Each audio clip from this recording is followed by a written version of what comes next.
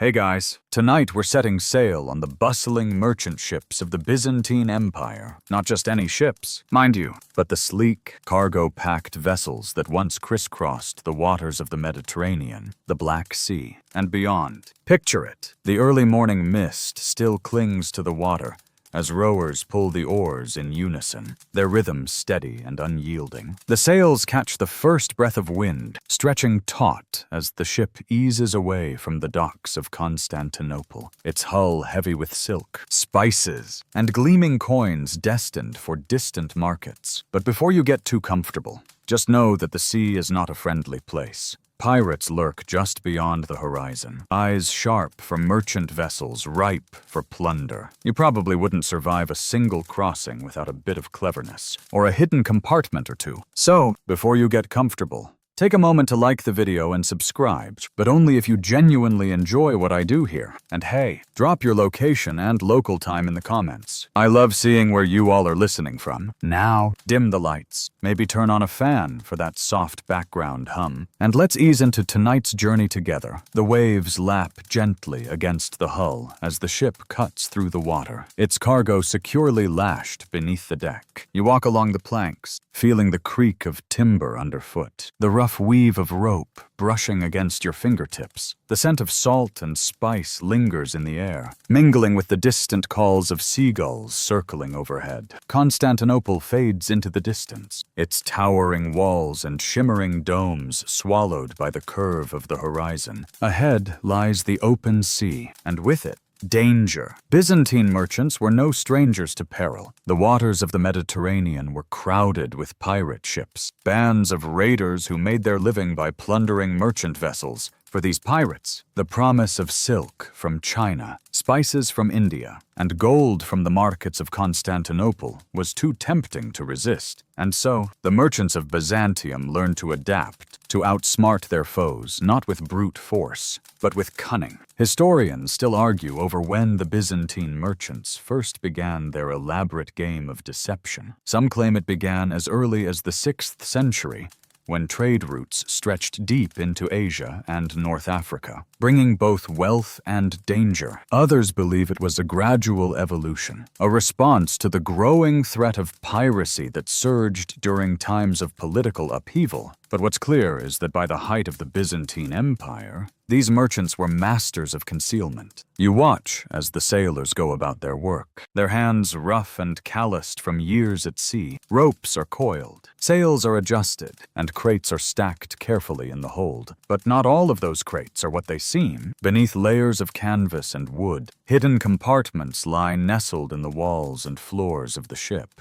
To the untrained eye, it's just another plank or a sturdy beam. But to those who know, it's a vault, a place where gold, silks, and precious spices are tucked away, safe from prying eyes. The craftsmanship is astounding. Shipwrights loyal to the merchants crafted these compartments with painstaking care, measuring each board, aligning every seam, making sure that when the lid was closed, it was as seamless as the hull itself. If pirates boarded the ship, and they often did, these compartments went unnoticed. Raiders would tear through the visible cargo, smashing crates and rummaging through barrels. But the true wealth of the ship stayed hidden, locked away in secret spaces known only to the merchants and their trusted crew. Historians still debate how widespread these hidden compartments were. Some suggest they were standard practice for nearly every merchant vessel that sailed Byzantine waters. Others claim they were reserved only for the wealthiest traders, those with enough coin to commission such elaborate designs. What's not disputed is their effectiveness. Time and again, pirates would seize ships, scouring every inch of the hold, only to leave empty-handed and cursing their luck, unaware that they had sailed away with empty hands, while the real treasure remained snug and hidden. You move below deck, the air growing thicker, tinged with the scent of salt and damp wood. The light is dim, flickering off the walls as the ship rocks gently with the waves. Here, where the crates are stacked high and the barrels are lashed tight, you can almost imagine the tension when a pirate flag appeared on the horizon. The crew would move swiftly, hand brushing over hidden latches, pressing just the right boards to slide away secret compartments. Silk would be tucked inside hollowed-out beams, jewels wrapped in leather pouches, and slipped beneath false floors. The doors above slam shut, and you hear the muffled shouts of sailors as they prepare for inspection. In moments like these, secrecy was everything. A single misplaced plank or an imperfect seal could spell disaster. Pirates were not known for their patience, and any sign of trickery could lead to violent retribution. But when it worked, and it often did, the payoff was immense. The ship would dock at its intended port, crates and barrels unloaded, the secret compartments revealed only to trusted hands, silk that had traveled halfway across the world, untouched by raiders, would find its way into the bustling markets of Constantinople. You step back onto the deck, feeling the sunlight warm your skin as the ship crests another wave. The sailors move with calm confidence, their eyes scanning the horizon, their hands steady on the ropes. To them, the hidden compartments are not just clever tricks, they are survival, a way to outsmart the dangers of the sea and ensure that the wealth of the Byzantine Empire flows through the markets, untouched and unspoiled. Ahead, the shadow of a distant ship looms on the horizon, its sails catching the wind, its course steady and deliberate. You squint against the glare, watching as the flag flutters high above the mast. For a moment, there's a pause, a hush that falls over the crew as they watch, waiting to see if the flag is friend or foe. But for now, the hidden compartments remain closed, the treasures tucked safely away beneath your feet, invisible to the world, known only to those who built them. Next, we'll sail further into the seas, where the waters grow darker and the threats more dangerous, as we explore the pirate threats on the high seas and how Byzantine merchants navigated this treacherous game of cat and mouse. The waves crash against the side of the ship as you grip the rough wooden railing, feeling the spray of salt water sting your cheeks. The sun hovers low on the horizon, casting long shadows across the deck, and the faint outline of land has long since vanished behind a curtain of mist. Out here, in the open waters of the Mediterranean and Black Sea, the game is different. It's not just the waves you're up against.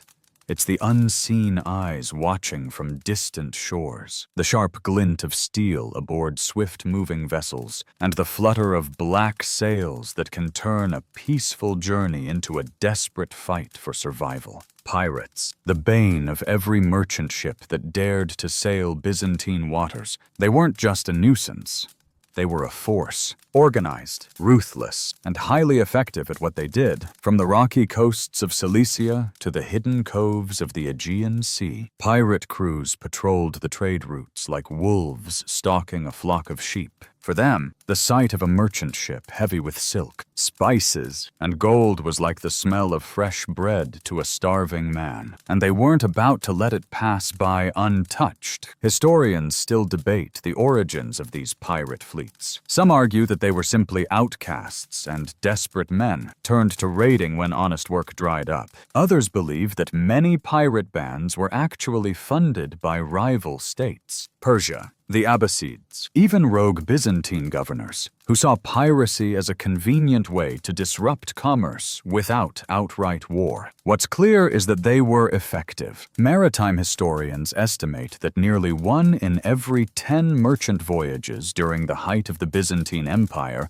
fell victim to pirate raids. You scan the horizon, your eyes sharp for any sign of movement. The crew is tense, their voices low as they adjust the sails, pulling the ropes taut and checking the lines. The captain stands at the helm, his eyes narrowed against the glare of the setting sun. It's not just paranoia, it's survival. The sea might be vast, but pirates know where to wait. Choke points along the coast, narrow straits where ships must slow, places where the wind dies and escape becomes a distant dream. The Straits of Messina, The narrow waters between Sicily and the Italian mainland were particularly treacherous. Ships had to navigate carefully between rocky outcroppings, their hulls slipping dangerously close to jagged cliffs. It was the perfect ambush spot. Pirate ships would wait in hidden coves, their sails furled and their oars at the ready. The moment a merchant vessel appeared, the pirates would strike. Swift, brutal, and relentless. You can almost hear it. The snap of sails as they unfurl, the splash of oars cutting through the water, the shouts of men as they draw their swords and prepare to board. For the merchants of Byzantium, this wasn't just a possibility.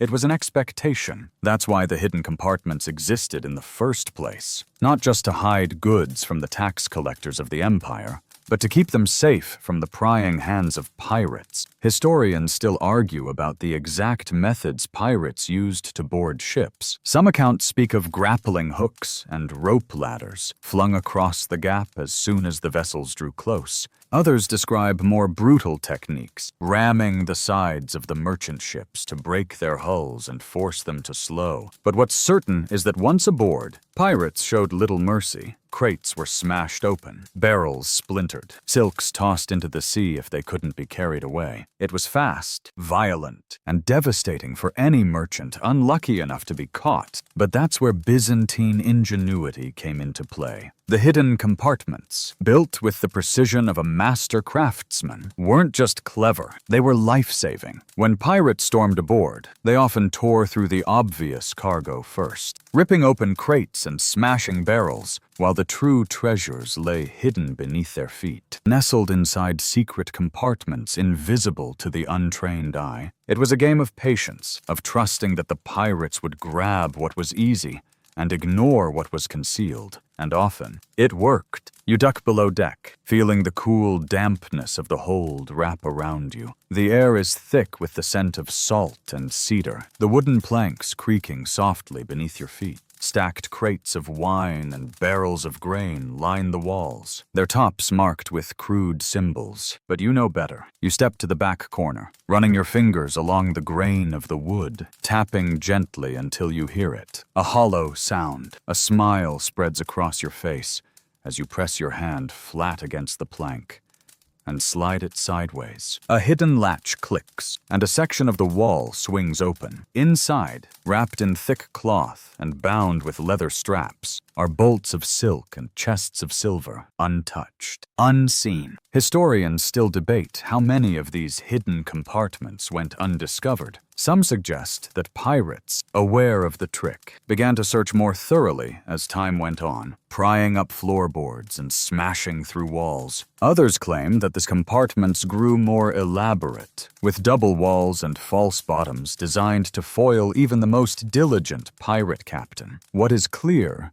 is that the cat-and-mouse game between merchant and pirate pushed the art of concealment to new heights. You step back, sliding the plank back into place. The hold looks as it did before, just another stack of crates, another row of barrels. To a pirate, it's nothing more than a meager haul, but to you, it's everything. A fortune hidden in plain sight, carried safely across pirate-infested waters through nothing more than clever design and a bit of boldness. As you climb back up to the deck, you notice the sun dipping lower, casting long shadows across the water. The crew relaxes, just slightly, as the horizon remains empty of black sails. For now, the sea is yours, but the journey is far from over. Ahead lie more dangers, more threats, and more opportunities for those cunning enough to outsmart them. Next, we'll uncover how Byzantine merchants themselves became masters of deception, turning piracy's own tricks against them,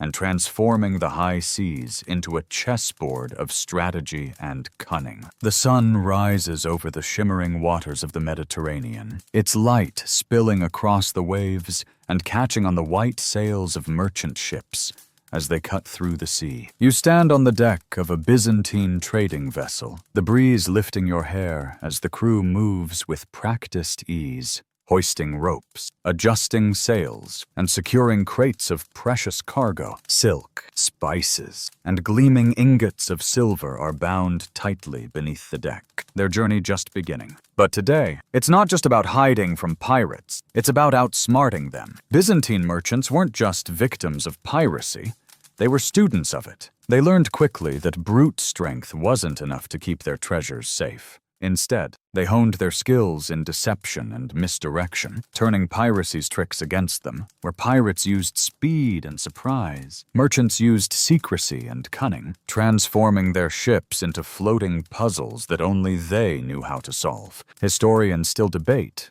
when this game of strategy truly began. Some claim it was as early as the 8th century, when pirate threats grew more aggressive and Byzantine trade routes expanded deeper into hostile waters. Others suggest it was a response to the Viking raids in the Black Sea during the 10th century, when Norsemen began pillaging coastal settlements and capturing merchant vessels. But what's agreed upon is that by the height of Byzantine power, its merchants were masters of the seas, not through force, but through cleverness. You watch as the captain strides across the deck, his eyes scanning the horizon. He's no ordinary sailor. He's part strategist, part gambler. His ship is outfitted with more than just ropes and sails. Beneath its wooden planks lie secret compartments, concealed panels, and even false walls designed to fool even the most determined pirate. The trick wasn't just in hiding the cargo, it was in convincing anyone who boarded that there was nothing to find. Below deck, you can hear the sounds of movement, the creaking of wood, the shuffle of footsteps as the crew prepares for the inevitable. Smugglers, spies, and even soldiers sometimes posed as simple deckhands, blending in with the crew, their eyes sharp and their hands steady. They weren't just sailors.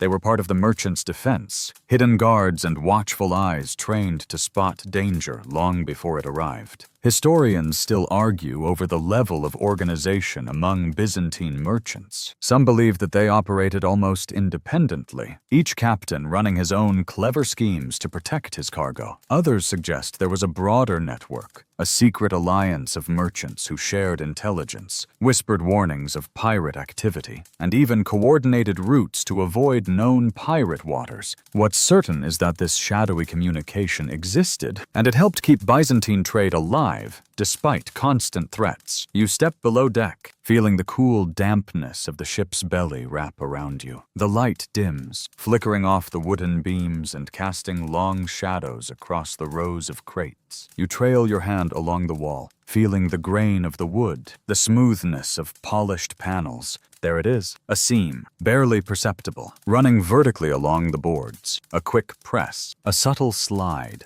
and the panel shifts, revealing a narrow compartment stuffed with silk and gold coins, hidden from view. But it wasn't just about hiding the goods. It was about misdirection. Byzantine merchants became masters of decoy tactics. They would load obvious crates with junk, broken pottery, empty jars, and even rotting grain to give the impression of a poor haul. Pirates, seeing the meager cargo, would often cut their losses and sail on, cursing their bad luck while the real treasures remained concealed just a few feet away. Historians still debate how effective these tactics truly were. Some claim that pirates eventually caught on, tearing through decoy crates with a vengeance, while others argue that the strategy was overwhelmingly successful. Written accounts from Byzantine chroniclers tell stories of pirates boarding ships, rummaging through hold after hold, and leaving with barely a handful of coins, completely unaware of the fortunes stashed behind false walls. You imagine the scene, the creak of boards as pirates storm aboard, their weapons glinting in the sunlight, their faces hard with determination. They tear through the visible cargo. Barrels are smashed open, sacks are ripped apart. Crates are tipped over and emptied onto the deck. But the crew stands calm, their faces resigned but secretly confident. They know what the pirates don't. The real treasure is hidden far below, safe behind layers of wood and iron. Pirates were relentless, but Byzantine merchants were patient. They had time on their side, weeks at sea to prepare for the inevitable. Time to build elaborate traps and disguises. Some ships even had double floors, false decks that sat just inches above the real one. creating a secret space where gold, spices, and silks could be stowed away. Pirates could rip through crates and barrels all they wanted. They'd find nothing but straw and broken pottery. Historians still marvel at the ingenuity of these hidden compartments. Some suggest that shipbuilders in Constantinople were specially trained in the art of concealment, crafting hulls that were not just sturdy, but secretive. These weren't just boats, they were fortresses of deception, designed to keep merchants' fortunes safe from greedy hands. As you walk back up to the deck, the light grows brighter, spilling over the planks and stretching out toward the horizon. The ship cuts smoothly through the water, its sails catching the wind, its course steady and true. The captain stands at the helm, his eyes sharp and unyielding. He knows that pirates are out there, watching, waiting, but he also knows that his ship is ready. The real treasure is hidden, locked away behind panels and false floors, guarded not by swords, but by secrets. Ahead, the water shimmers with the light of the midday sun, calm and open. For now, the seas are quiet. But that won't last. The pirates will come. They always do. But this time, the merchants are ready. This time, the real wealth of the Byzantine Empire is hidden just beneath the surface, out of reach of prying eyes and desperate hands. Next, we'll delve deeper into how the concealed compartments themselves were constructed, exploring the craftsmanship and secrecy that made these hidden spaces nearly impossible to detect, even for the most determined pirate captains. The sun climbs higher over the shimmering waters of the Mediterranean as you step below deck, the wooden stairs creaking under your weight. The light fades as you descend, replaced by the soft flicker of lanterns hung from the beams. The air is thick with the scent of cedar and brine, and the low hum of creaking timbers echoes around you. This isn't just the cargo hold. It's a masterpiece of hidden design, a labyrinth of concealment built to outsmart even the most seasoned pirate. Byzantine merchants weren't just traders.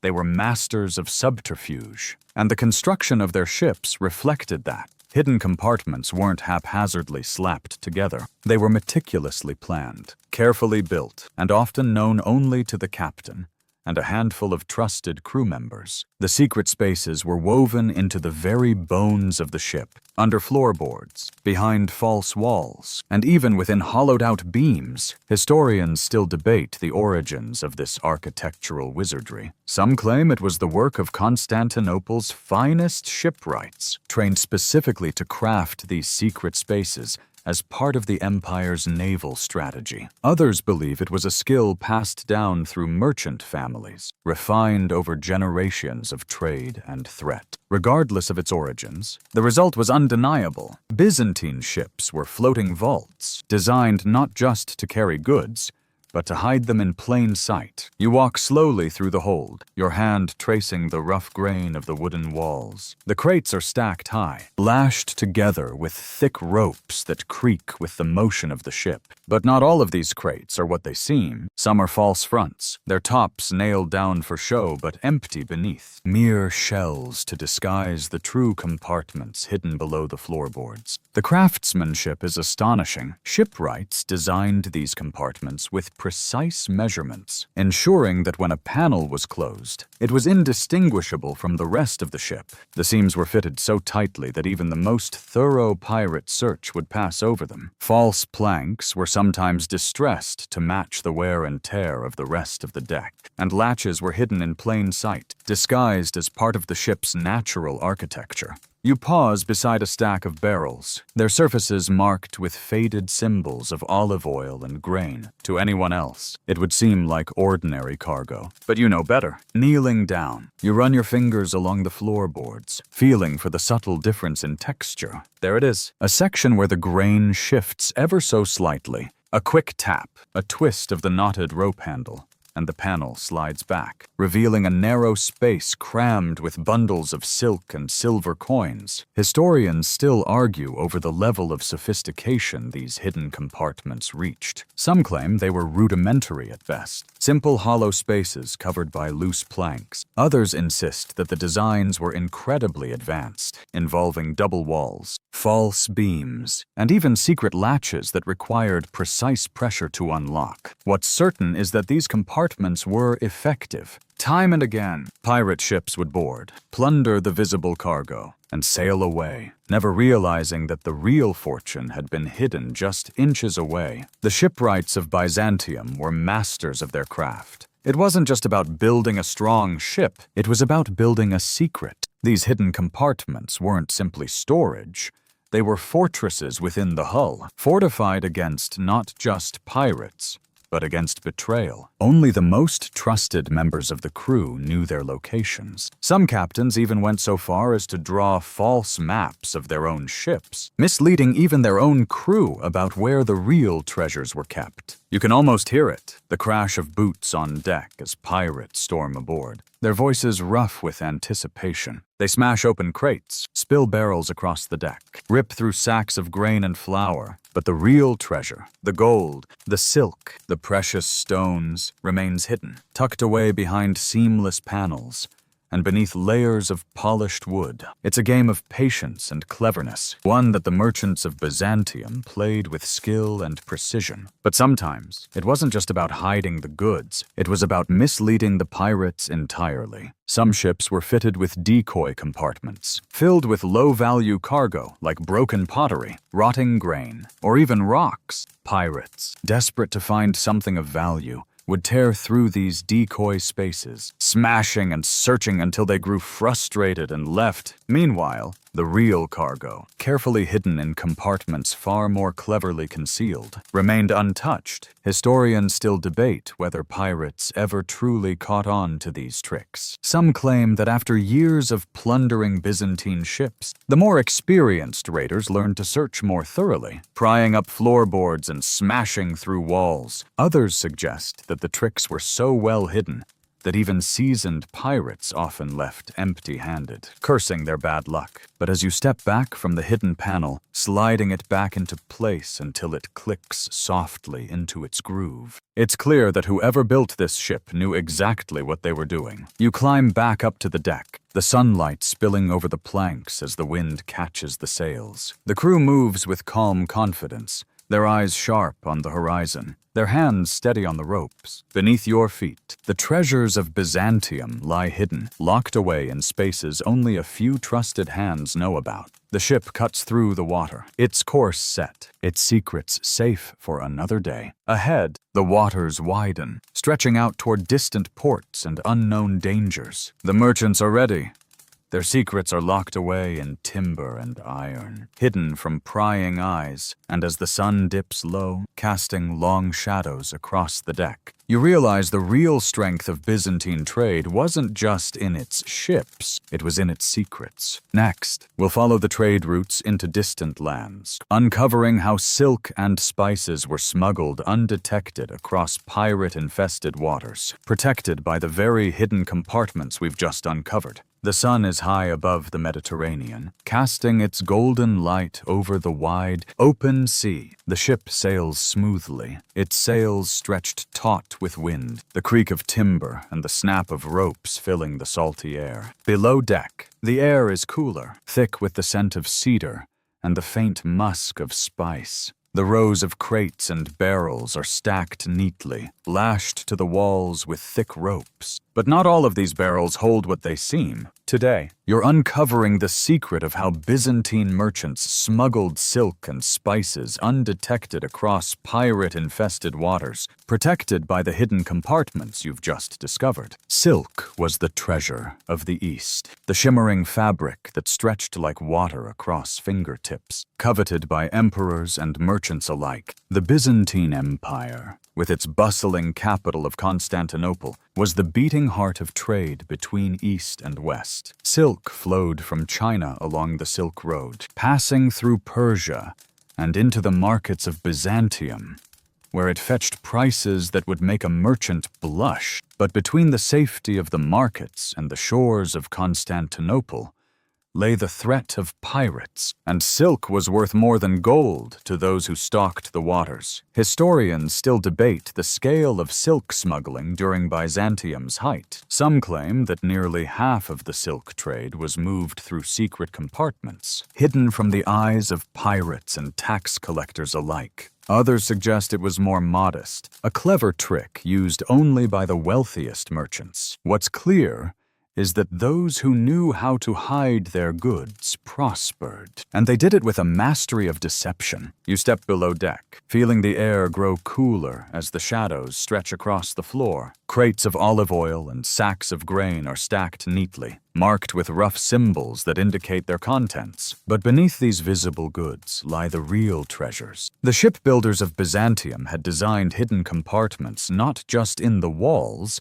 but in false floors and hollow beams. Silk, tightly rolled and wrapped in oiled cloth to keep it safe from moisture, was tucked away in spaces that looked like solid wood. You run your hands along the edge of one of the support beams, feeling for the catch. It's there, a small notch, invisible unless you knew exactly where to press. With a gentle push, the panel slides back, revealing a narrow chamber just wide enough to hold 3 or 4 tightly wrapped bolts of silk. The fabric shimmers even in the dim light, the deep purples and rich reds catching your eye. To a pirate, it would seem like just another support beam, but to a merchant, it was a vault. It wasn't just silk. Spices from the east, pepper, cinnamon, cloves, were worth their weight in gold. Pirates knew this well. A single crate of cinnamon could fetch a fortune in the markets of Venice or Cairo, and the smell alone was enough to draw raiders from miles away. To combat this, Byzantine merchants learned to disguise the scent. Pepper was often packed in oiled cloth and sealed within clay jars, buried beneath layers of less valuable cargo. Cinnamon sticks were sometimes coated in wax and wrapped in burlap to mask their aroma. To pirates, it was just another stack of grain or a pile of pottery shards. Historians still argue about the lengths merchants would go to conceal their cargo. Some claim that merchants employed chemical washes to dampen the strong scents of their spices, while others suggest that the secret was purely in the layering of decoy goods. Barrels of fish or salted meat were often placed near the hidden compartments, their pungent odor masking the more valuable scents of pepper and cinnamon. Whatever the method, it worked. Pirate raids often turned up crates of olive oil and pottery, while the true fortunes remained untouched. You walk further into the hold, the floorboards creaking beneath your feet. It's almost eerie, the silence that hangs in the air, broken only by the soft sway of the ship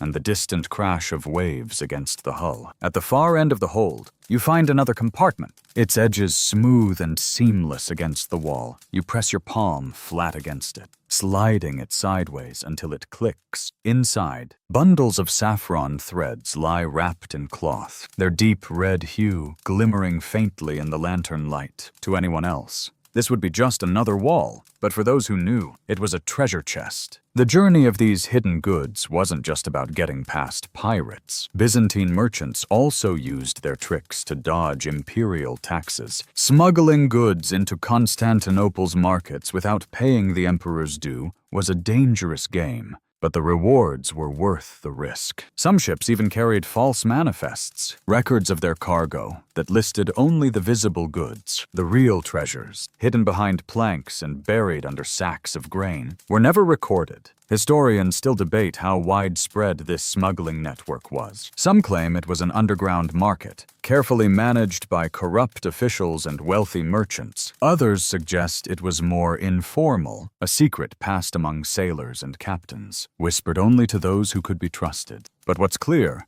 is that the merchants of Byzantium were masters of their craft, using the very bones of their ships to hide wealth from pirates and tax collectors alike. As you climb back to the deck, the sunlight spills over the wooden planks, warming the air and filling your lungs with the fresh scent of salt water. The ship sails steadily, its sails full and its course set. Beneath your feet, the silks, spices, and treasures of the East lie hidden and safe, carried across pirate-infested waters by the sheer brilliance of Byzantine design. Ahead, the horizon stretches wide and open, the waves shimmering beneath the midday sun. The ship crests each swell with ease, its secrets locked away beneath layers of wood and iron. For now, the sea is calm, but you know the danger isn't far off. Pirates stalk these waters, and their greed knows no bounds. But with the right trickery and just a bit of luck, the treasures of Byzantium will find their way to market, untouched and unseen. Next, we'll dive deeper into the role of trusted shipwrights, those master builders who designed and maintained these secret compartments, ensuring that every bolt of silk and every chest of silver remained hidden from prying eyes. The morning light spills across the harbor, glinting off the smooth surface of the water as merchant ships rock gently against their moorings. The docks of Constantinople are alive with movement, sailors hoisting crates, merchants shouting out prices, and dock workers rolling barrels of olive oil and what's up wooden ramps. But away from the noise and bustle, tucked back behind the cluttered shipyards, lie the workshops of the trusted shipwrights. These are not just builders of vessels.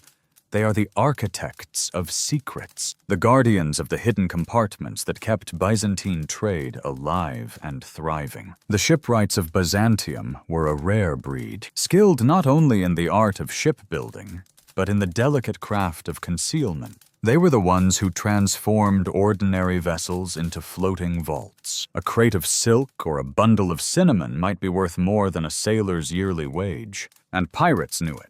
But the shipwrights knew something more: how to make those treasures vanish. Historians still debate just how secretive this trade was. Some claim that shipwrights were sworn to secrecy under pain of death, their designs known only to the merchants who commissioned them. Others suggest that the knowledge was shared among a tight-knit community, passed down through families who built ships for generations. What is clear is that the work was meticulous and guarded. Not just anyone could walk into a workshop and commission a secret hold. Trust was everything. You step into one of these workshops, the scent of sawdust and fresh pie hanging heavy in the air. Wooden frames stand half-finished, their ribs exposed like the skeletons of great beasts. The shipwrights move with quiet precision, their hands gliding over polished beams, their eyes sharp and unyielding. There are no shouts here, no hurried movements, just the steady rhythm of hammers and the soft rasp of saws. In the far corner, an older man works alone, his hands moving deftly over a hollowed beam. To the untrained eye, it looks like any other support beam, sturdy, thick, the backbone of a merchant vessel. But as you step closer, you notice the subtle seams running along its length, barely visible but perfectly straight. The shipwright slides his hand along the grain, his fingers pausing at a knot in the wood. He presses it gently, and with a soft click, the panel shifts, revealing a hollow interior lined with leather straps and iron reinforcements. It's not just a beam,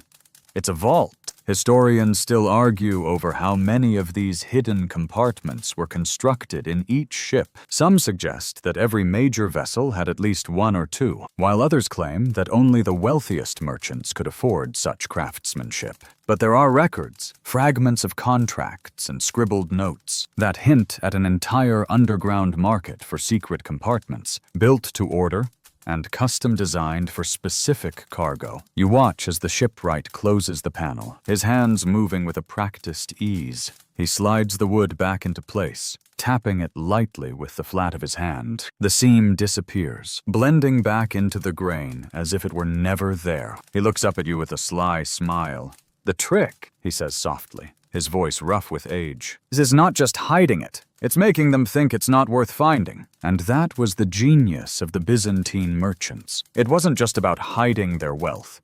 It was about disguising it entirely. Shipwrights would craft false floors, double-walled panels, and even hollow masts where gold and jewels could be stashed. Some ships had entire sections of the hull that could be slid back to reveal secret holds, accessible only to those who knew the precise combination of taps and turns. To a pirate, it was just another plank or beam, but to the merchants, it was a lifeline. You move through the workshop, watching as younger shipwrights learn the craft. They practice with smaller models, fitting tiny panels into place, sanding the edges until the seams are invisible. The older craftsmen watch with sharp eyes, nodding approvingly when the panels slide smoothly back into place. It's more than just woodworking. It's a trade of survival, a craft that protects fortunes and keeps the flow of silk and spices moving despite the constant threat of piracy. Historians still debate how much of this craftsmanship was lost after the fall of Constantinople. Some claim that the secrets of hidden compartments vanished with the shipwrights who built them, taken to the grave or scattered across Europe with the diaspora of Byzantine refugees. Others insist that the knowledge survived, slipping quietly into the shipyards of Venice and Genoa, influencing the construction of trade ships for centuries to come. You step outside the workshop, blinking against the sunlight as it spills over the docks. The merchants move with confidence, their ships laden with goods, their hands waving as deals are struck and bargains are made. But beneath the surface, hidden in the very bones of their vessels, lie the secrets of Byzantine trade. Silk, gold, and spices tucked away in hollow beams and false walls, protected not by guards or soldiers,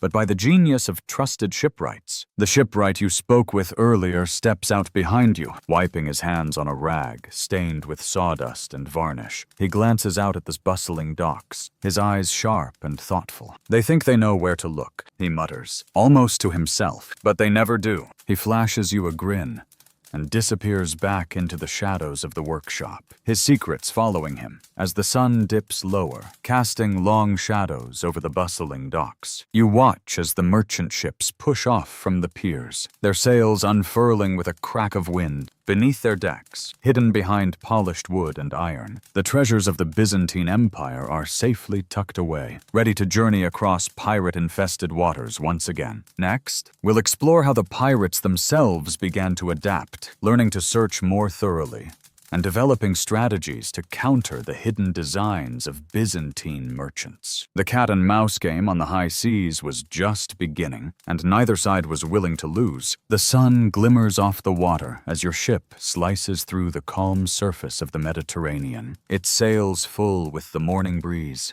The deck hums with quiet activity, sailors adjusting lines, merchants inspecting crates, and the captain standing firm at the helm, his eyes fixed on the horizon. But out there, just beyond sight, hidden in coves and shadowy inlets, the pirates are waiting, and they aren't the same careless raiders they once were. No, these pirates have adapted. Byzantine merchants may have been masters of deception, but pirates were quick learners. The clever designs of hidden compartments, double walls, and false floors had kept cargo safe for years. But the more pirates plundered, the more they began to figure it out. They weren't fools. After ripping apart enough holds only to find broken pottery and salted fish, they began to suspect there was more beneath the surface. Historians still debate when this shift happened. Some say it began in the 9th century, when piracy surged across the Mediterranean due to political instability and collapsing naval patrols. Others argue it was a gradual change, driven by necessity as more pirate raids turned up empty-handed.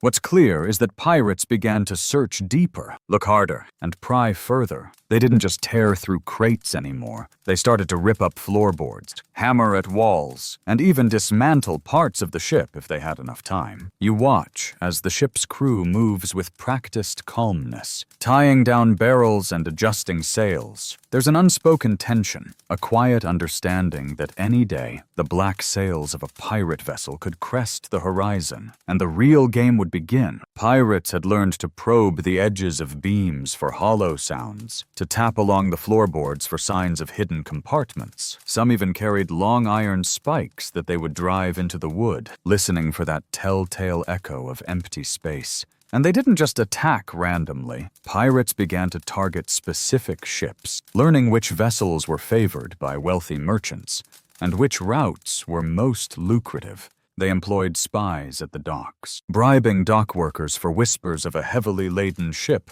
or the name of a merchant known for carrying silk and spices. Suddenly, the hidden compartments that had kept fortunes safe were at risk of exposure. Historians still argue over how successful these pirate adaptations were. Some suggest that pirates only rarely uncovered the hidden compartments, that the merchants still outsmarted them more often than not. Others claim that pirate ingenuity grew so sophisticated that many merchants had to double down on deception, commissioning even more elaborate hidden spaces to stay one step ahead. Some ships began to feature decoy compartments, fake hollow spaces designed to be found, filled with cheap cargo or even booby traps, while the real treasure remained untouched. You step below deck, the air cool and heavy with the scent of salt and cedar. It's darker down here, the light from the lanterns flickering off the rows of crates and barrels, but the difference is palpable. The floorboards are scuffed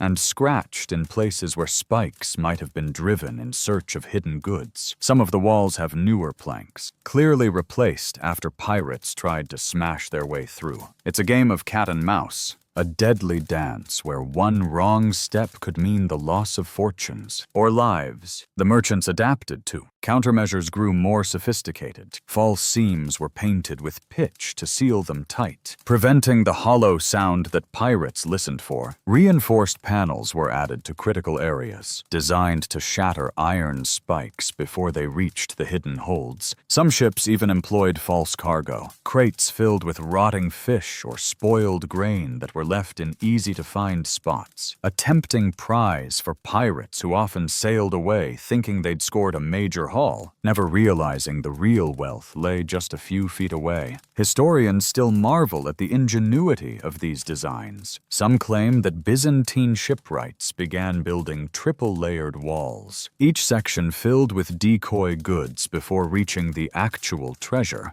Others insist that secret trapdoors were crafted that could only be opened by pressing specific pressure points along the floorboards, known only to the ship's captain and his most trusted men. These weren't just merchant ships, they were floating puzzles, each design more complex than the last. You move deeper into the hold, your hands brushing along the rough wood. In the far corner, you spot a suspiciously worn plank, its edges smoothed from years of use. You tap it lightly, listening for the echo of empty space. But hear nothing. Smart. Whoever built this knew what they were doing. You press your hand flat, sliding it sideways, and the panel shifts, revealing a narrow compartment lined with cloth-wrapped bundles. Inside are sacks of pepper and rolls of silk, stacked carefully and hidden away from prying eyes. The captain steps down into the hold, his boots heavy against the wood. He glances over at you, a grin spreading across his face.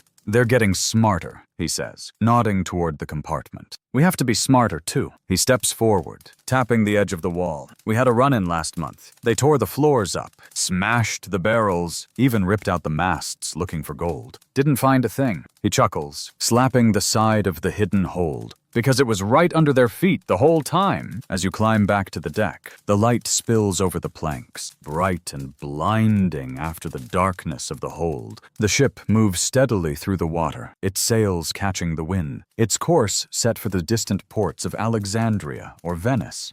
But the game is different now. Pirates have learned to probe deeper, to search harder. And the merchants of Byzantium, they've learned to hide better. It's a race of ingenuity, one that shows no sign of stopping. Ahead, the waters widen, stretching out into the open sea. Somewhere, black sails are waiting, eyes sharp for the glimmer of silk or the scent of spice. But this ship is ready. Its secrets are locked away in timber and iron, its compartments hidden beneath layers of wood and clever design. Let them come. The game is just beginning. Next, we'll dive into the decoy goods and fake cargo holds that merchants began using to further outsmart the growing pirate threat. False treasures designed to mislead and frustrate raiders. While the real wealth slipped by unnoticed, the sun is setting low over the calm waters of the Mediterranean, casting long shadows across the deck of your merchant ship. The air is heavy with the scent of salt and cedar, the distant cries of seagulls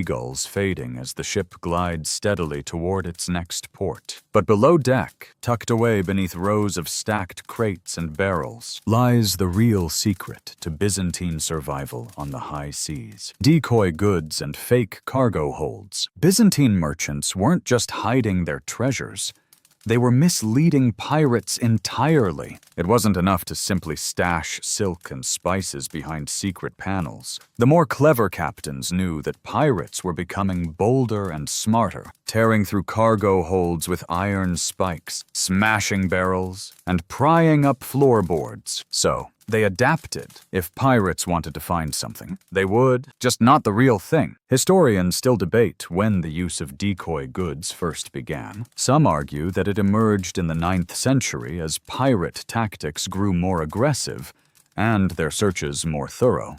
Others believe it was an age-old strategy, borrowed from caravan traders who used decoy camels and false wagons to mislead bandits. But what's certain is that by the height of Byzantine maritime trade, decoy cargo had become an art form. You step below deck, the light fading into dim shadows as you move through the narrow corridor of crates and barrels. The markings on the sides are ordinary enough, symbols for wine, olive oil, and salted fish. But the ship's quartermaster, a wiry man with sharp eyes and a perpetual smirk, motions you over. He taps the side of a barrel marked grain, his knuckles rapping against the wood. The sound is hollow, too hollow. He catches your expression and grins. "Not all grain is worth stealing," he whispers, prying open the top with a crowbar. Inside, layers of dried seaweed and sawdust are packed tightly, mixed with spoiled grain to mask the smell. Beneath the top layer, bundled tightly in oiled cloth, are sacks of pepper and cinnamon, their spicy aroma sealed away from prying noses. The quartermaster nods approvingly.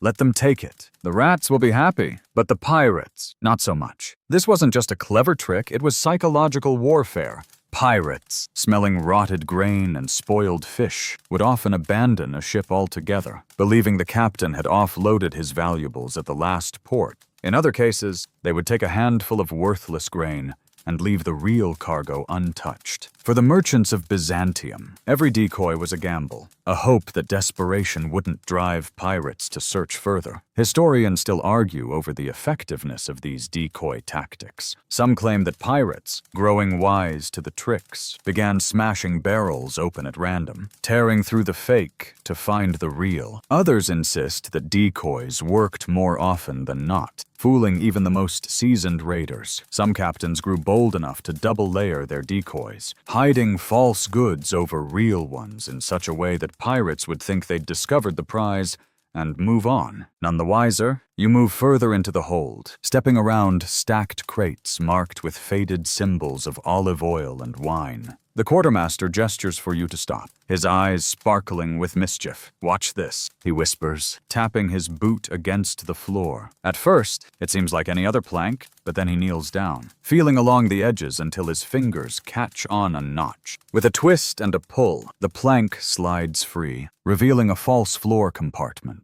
Inside, sacks of gold coins lie nestled between bolts of silk, untouched and undetected. It wasn't just pirates that fell for the trick. Sometimes, even imperial inspectors were fooled. Byzantine merchants weren't just dodging pirates, they were dodging taxes. By hiding the real cargo and filling the top layers with decoy goods, merchants could report a much smaller shipment to tax collectors and slip past inspectors with barely a second glance. Some captains even carried false manifests, scribbled records that matched the decoy goods, just in case anyone started asking too many questions. Historians still debate how widespread this practice was. Some suggest it was limited to the wealthiest traders, those who could afford to risk a portion of their cargo to trickery. Others claim it was nearly universal, a survival tactic for any merchant brave enough to cross pirate-infested waters. What is certain is that those who mastered the art of decoy cargo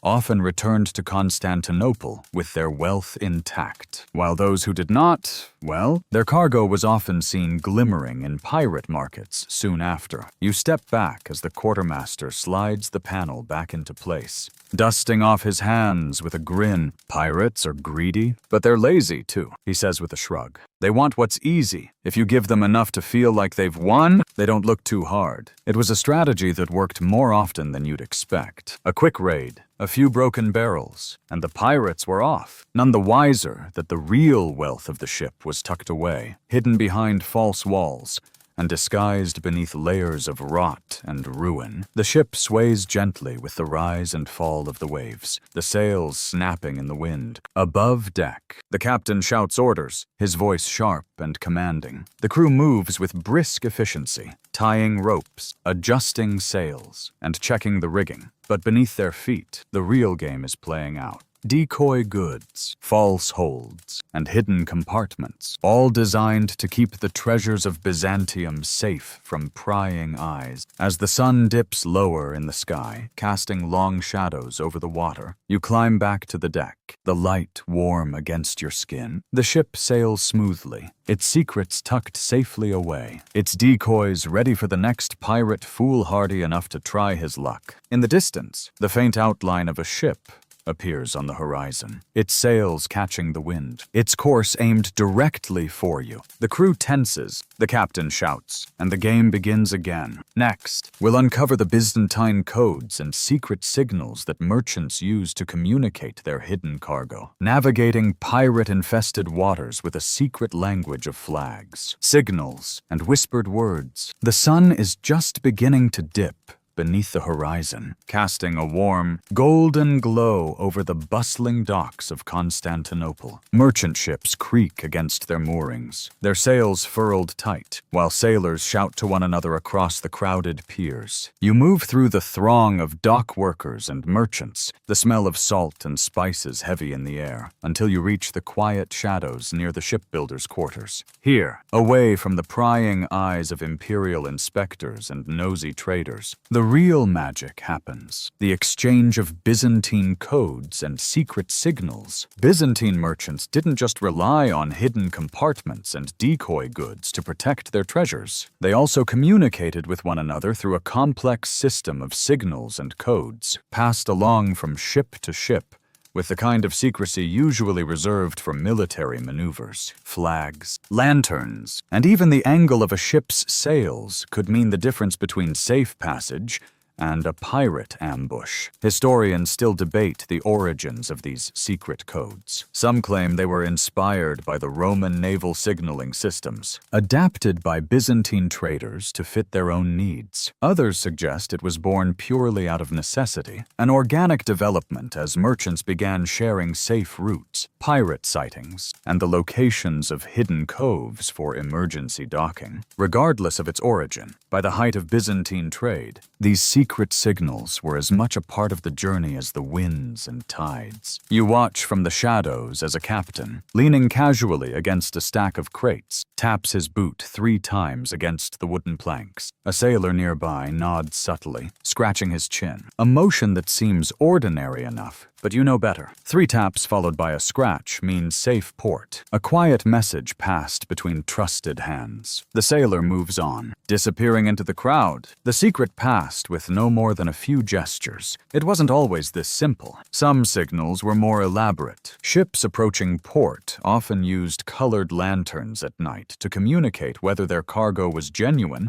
or if it was mostly decoy goods. A green lantern hung from the stern signaled to waiting merchants on the docks that the shipment was real and worth bidding for. A red lantern, on the other hand, indicated that the ship carried mostly low-value cargo, perhaps salted fish or olive oil, to dissuade pirate spies from marking it as a target. Historians still argue about the effectiveness of these signals. Some claim that pirates eventually cracked the code, learning to spot which lanterns indicated valuable goods. Others insist that the codes evolved faster than pirates could keep up, always one step ahead of those who sought to plunder the Byzantine wealth. There are even whispers that some merchants deliberately miscommunicated signals, hanging red lanterns when the hold was packed with silk and gold. A brilliant bluff that left many pirates scratching their heads as empty barrels and dried fish rolled out onto their decks. You step onto the docks, watching as the shadows grow longer, and the air cools with the approach of evening. Ships bob quietly in the water, their masts swaying gently, their lanterns beginning to flicker to life. Near the far end of the pier, 2 captains stand in quiet conversation, their hands moving subtly. fingers flicking, palms tapping against their thighs. To an outsider, it looks like idle talk, but you recognize the gestures, 4 taps and a thumb across the palm. That means the route to Antioch is clear, with no pirate sightings reported for days. But these signals weren't just for safety. They were also used to negotiate deals and set prices before a ship even touched the dock. In the waters outside Constantinople, ships would flash coded lanterns across the waves to indicate their cargo and their expected price. The recipient, usually another merchant vessel or a buyer's ship, would respond with their own series of signals, either confirming the deal or negotiating the price. Entire transactions were sometimes completed before a crate even touched Byzantine soil. Historians still debate the extent of these coded transactions. Some claim it was a common practice among wealthier traders who could afford to bypass traditional markets. Others suggest it was a more secretive affair, used primarily to dodge imperial taxes or keep certain goods hidden from the eyes of inspectors. But the evidence is there. Scraps of coded messages etched into wood, fragments of journals noting flash deals made miles offshore, away from prying eyes. You walk back toward the docks as the last of the sunlight fades, the lanterns now glowing brighter, casting warm light across the wooden planks. The merchants move with a quiet confidence, their eyes sharp and their hands quick with signals. It's a language of its own, one built from necessity, refined by danger, and perfected over generations of sea trade. As you step onto the ship, the crew is already busy tying down barrels and securing crates. The captain stands at the helm, his eyes scanning the water for the flicker of lanterns or the whisper of sails. You know now that it's not just the hidden compartments or decoy goods that keep Byzantine wealth safe. It's the secrets passed from hand to hand, signal to signal, that keep the trade elephant thriving. As the ship pulls away from the dock, the water rippling softly beneath its hull, you glance back at the lights of Constantinople, flickering like stars against the coming night. Somewhere out there, pirate sails are waiting, eyes sharp for the shimmer of silk or the glint of gold. But tonight, you are ready. The signals have been passed, the codes have been shared, and the secrets of the Byzantine merchants are safe once more. Next, we'll follow a ship to landfall in Trebizond, where hidden compartments are quietly unloaded, and the underground market flourishes with the whispered promises of silk and silver. The air shifts as your ship rounds the final rocky point, revealing the curved harbor of Trebizond, nestled against the steep cliffs of the Pontic Mountains. The water glistens in the early morning sun, and the ancient city stirs quietly to life. Smoke curls from tiled rooftops. Fishermen cast their nets into the surf, and merchants begin arranging goods beneath colorful awnings. But this isn't just any port. It's one of the Byzantine Empire's most trusted hubs for the discreet offloading of hidden cargo. The approach is quiet. No trumpets, no shouting from the docks, just the creak of ropes and the rhythmic slap of waves against the hull as your ship drifts into position alongside a smaller pier far from the bustling center of trade. The crew moves like clockwork, calm and focused. They know this dance well. This is where the treasures stashed behind false panels and beneath hollow planks finally see the light of day. Historians still debate why Trebizond became such a critical node in the empire's secret trade web. Some argue it was because of its strategic location, a crossroads between the Black Sea routes and overland caravans from Persia and the Silk Road. Others suggest it was the influence of its deep-rooted merchant families, whose loyalty to Byzantine traders ran deeper than the empire's laws. What's clear is that Trebizond was a place where secrets were not just kept, but expected. You step down onto the pier, the wood damp with sea spray. There's a calm efficiency in the way the crates are moved. No one rushes, no one draws attention. The workers here know that not all cargo is created equal, and that the most valuable goods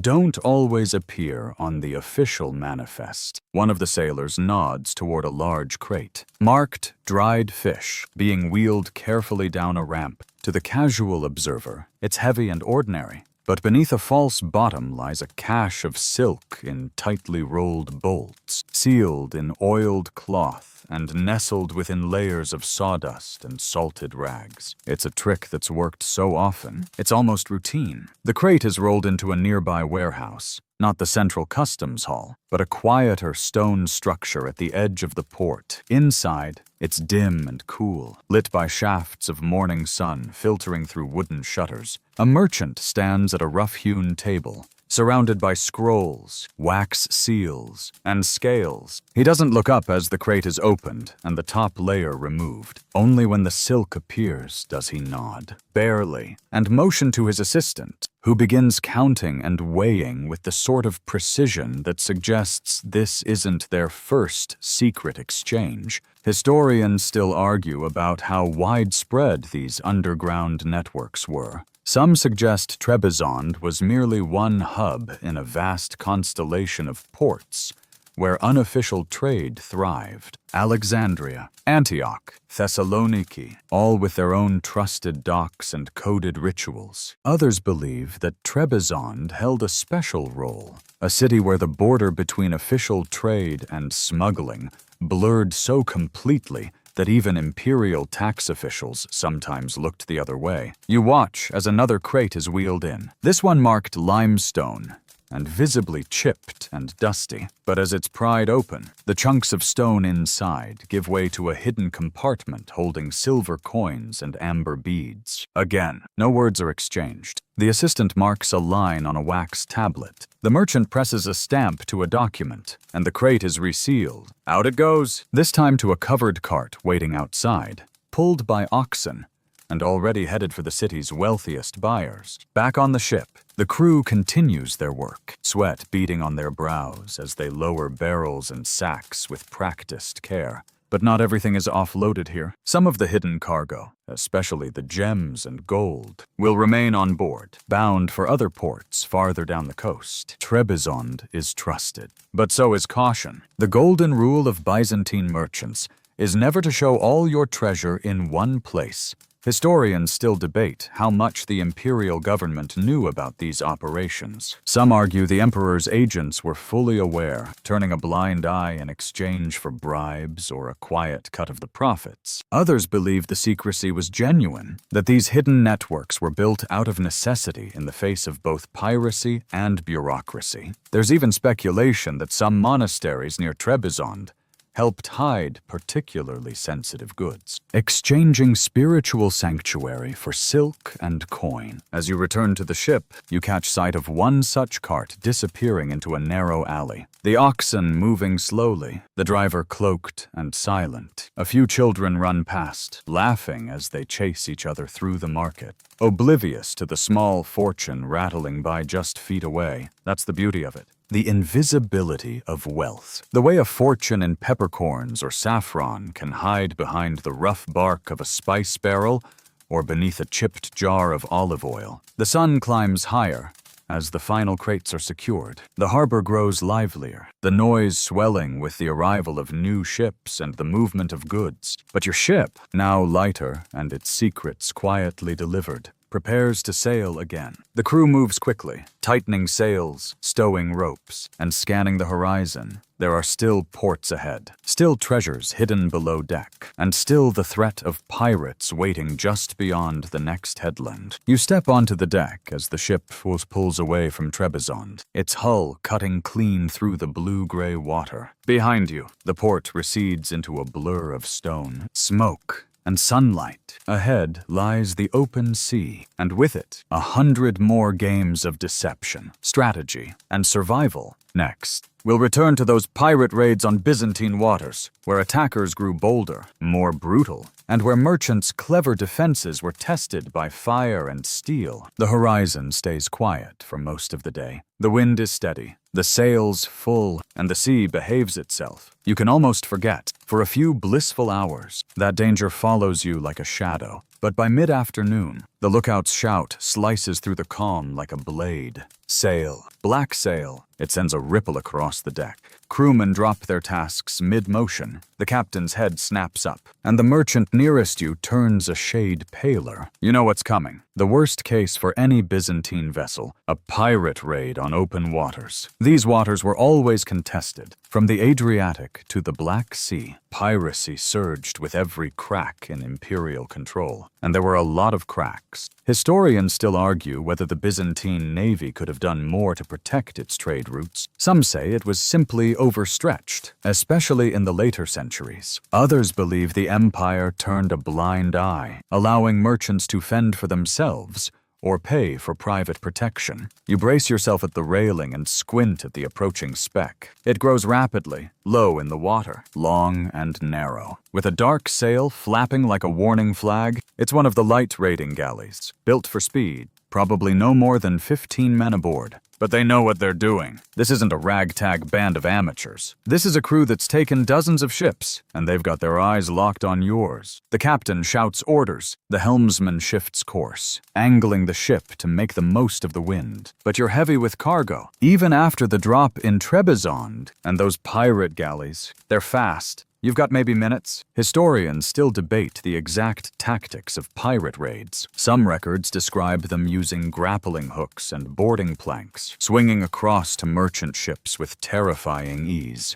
Others suggest pirate is preferred to disable the rudder with a quick strike, leaving ships adrift and vulnerable. What's not debated is their speed. They could strike, strip, and vanish in a matter of hours, sometimes before any nearby patrol even heard the splash. Below deck, you feel the tension rise as the crew prepares. But it's not swords they reach for. No one's expecting to win a fight. What they grab are ropes, latches, and false panels. The hidden compartments must be secured. Nothing can look suspicious. Anything poorly concealed is a risk. The pirates won't find treasure if they never think to look twice. You follow one of the sailors to the cargo hold. Already, the most valuable crates have been shifted. Empty sacks filled with stones are pushed to the front. Barrels of spoiled fish set in the most accessible positions. One man smears a foul mixture of oil and ash over a section of silk-wrapped bundles. If they crack it open, it smells bad. They toss it, he mutters. It's worked before. Historians still argue about the psychological aspect of these raids. Some claim pirates weren't just after loot. They loved the performance of fear. A screaming merchant, a panicked crew, it fed their power. So crews like this one learned to act defeated, to play dumb, even to beg, all while the real goods remained untouched, sealed tight behind layered walls and cleverly disguised panels. You return to the deck just as the pirate ship closes the gap. It pulls alongside with the grace of a dancer, or slipping into the water as men leap across, blades drawn. There's no resistance. The crew lowers their eyes. Hands up. No heroics. That's the key. Resistance invites a search. Compliance makes them hasty. The pirate captain, a sun-scorched brute with braided hair and too many rings, barks orders. His men begin ransacking the visible cargo. Crates are smashed, barrels overturned, flour and fish guts spill across the deck. The scent is awful. One pirate curses and kicks a sack aside, not realizing it hides a false bottom with peppercorns tucked just inches away. Another lifts the lid on a crate of ceramic tiles, actually just shards and broken pottery, carefully layered over more silk. But the smell of vinegar, added just hours before,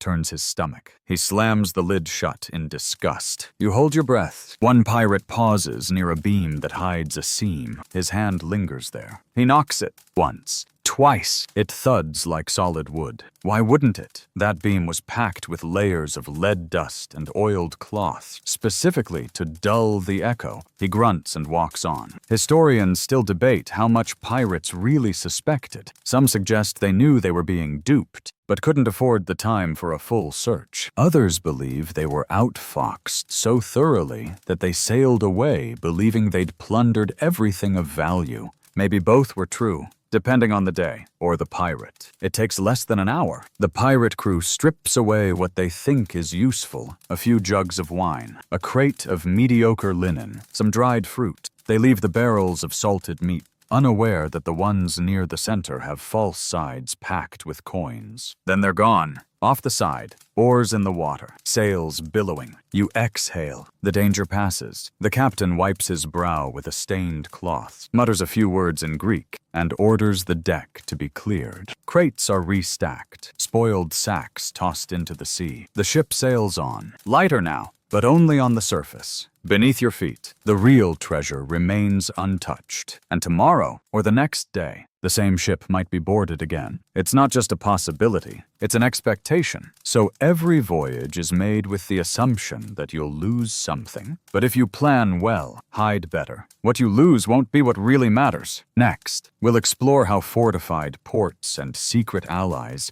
helped Byzantine merchants rebuild and refit, offering protection and quiet support in a world where every trade run was a gamble. The ship limps into port at dusk, her hull scarred and her sails still flapping from the recent raid. The wind has gone still, and the light fades to a warm orange glow, glinting off the stone towers of a coastal fortified harbor, one of the Empire's secret bulwarks against the chaos of the open sea. You're not pulling into the grand docks of Constantinople or the bustling markets of Thessaloniki. No. This is one of the hidden allies, a lesser-known port that doesn't show up on official maps, but is always open to ships in distress. The crew moves slowly, hands bandaged, shoulders stiff from hours of tension, and yet, beneath the exhaustion, there's relief, because this harbor, with its weather-beaten battlements and squat stone warehouses, is more than a stopover. It's a safe haven, built not just to shelter but to protect. Historians still argue whether these fortified ports were officially sanctioned by the Empire, or if they were the quiet work of merchant guilds and local lords with a vested interest in keeping trade alive. Some suggest that certain emperors, especially in the 10th and 11th centuries, turned a blind eye to these unofficial defenses. Others believe they were part of a shadow network, maintained through bribes, backroom deals, and mutual necessity. You step off the gangplank and onto the worn stones of the pier. There are no banners here, no tax collectors, and no imperial functionaries asking what's in your hold. Instead, a quiet, nodding acknowledgement from the portmaster, a man whose robes are threadbare, but whose memory is sharp. He knows your captain. He remembers the last raid. He gestures with a flick of the hand toward a warehouse at the far end of the docks. Inside, the shadows are thick and cool, broken by slivers of lamplight. The crew begins unloading. Not all of the cargo, of course, just what's appropriate for a place like this. A few crates of spoiled olives, a barrel with a false bottom. But the real reason you're here is to repair, restock, and regroup. One of the carpenters is already waiting, sleeves rolled, tools spread out on a canvas mat. He's not just a repairman, he's a specialist, trained in the quiet art of restoring false panels, realigning sliding walls, and resealing hidden compartments that may have been jostled during the pirate raid. Historians still debate how widespread this network of trusted craftsmen truly was. Some claim that entire villages along the Anatolian coast were trained to service smuggling ships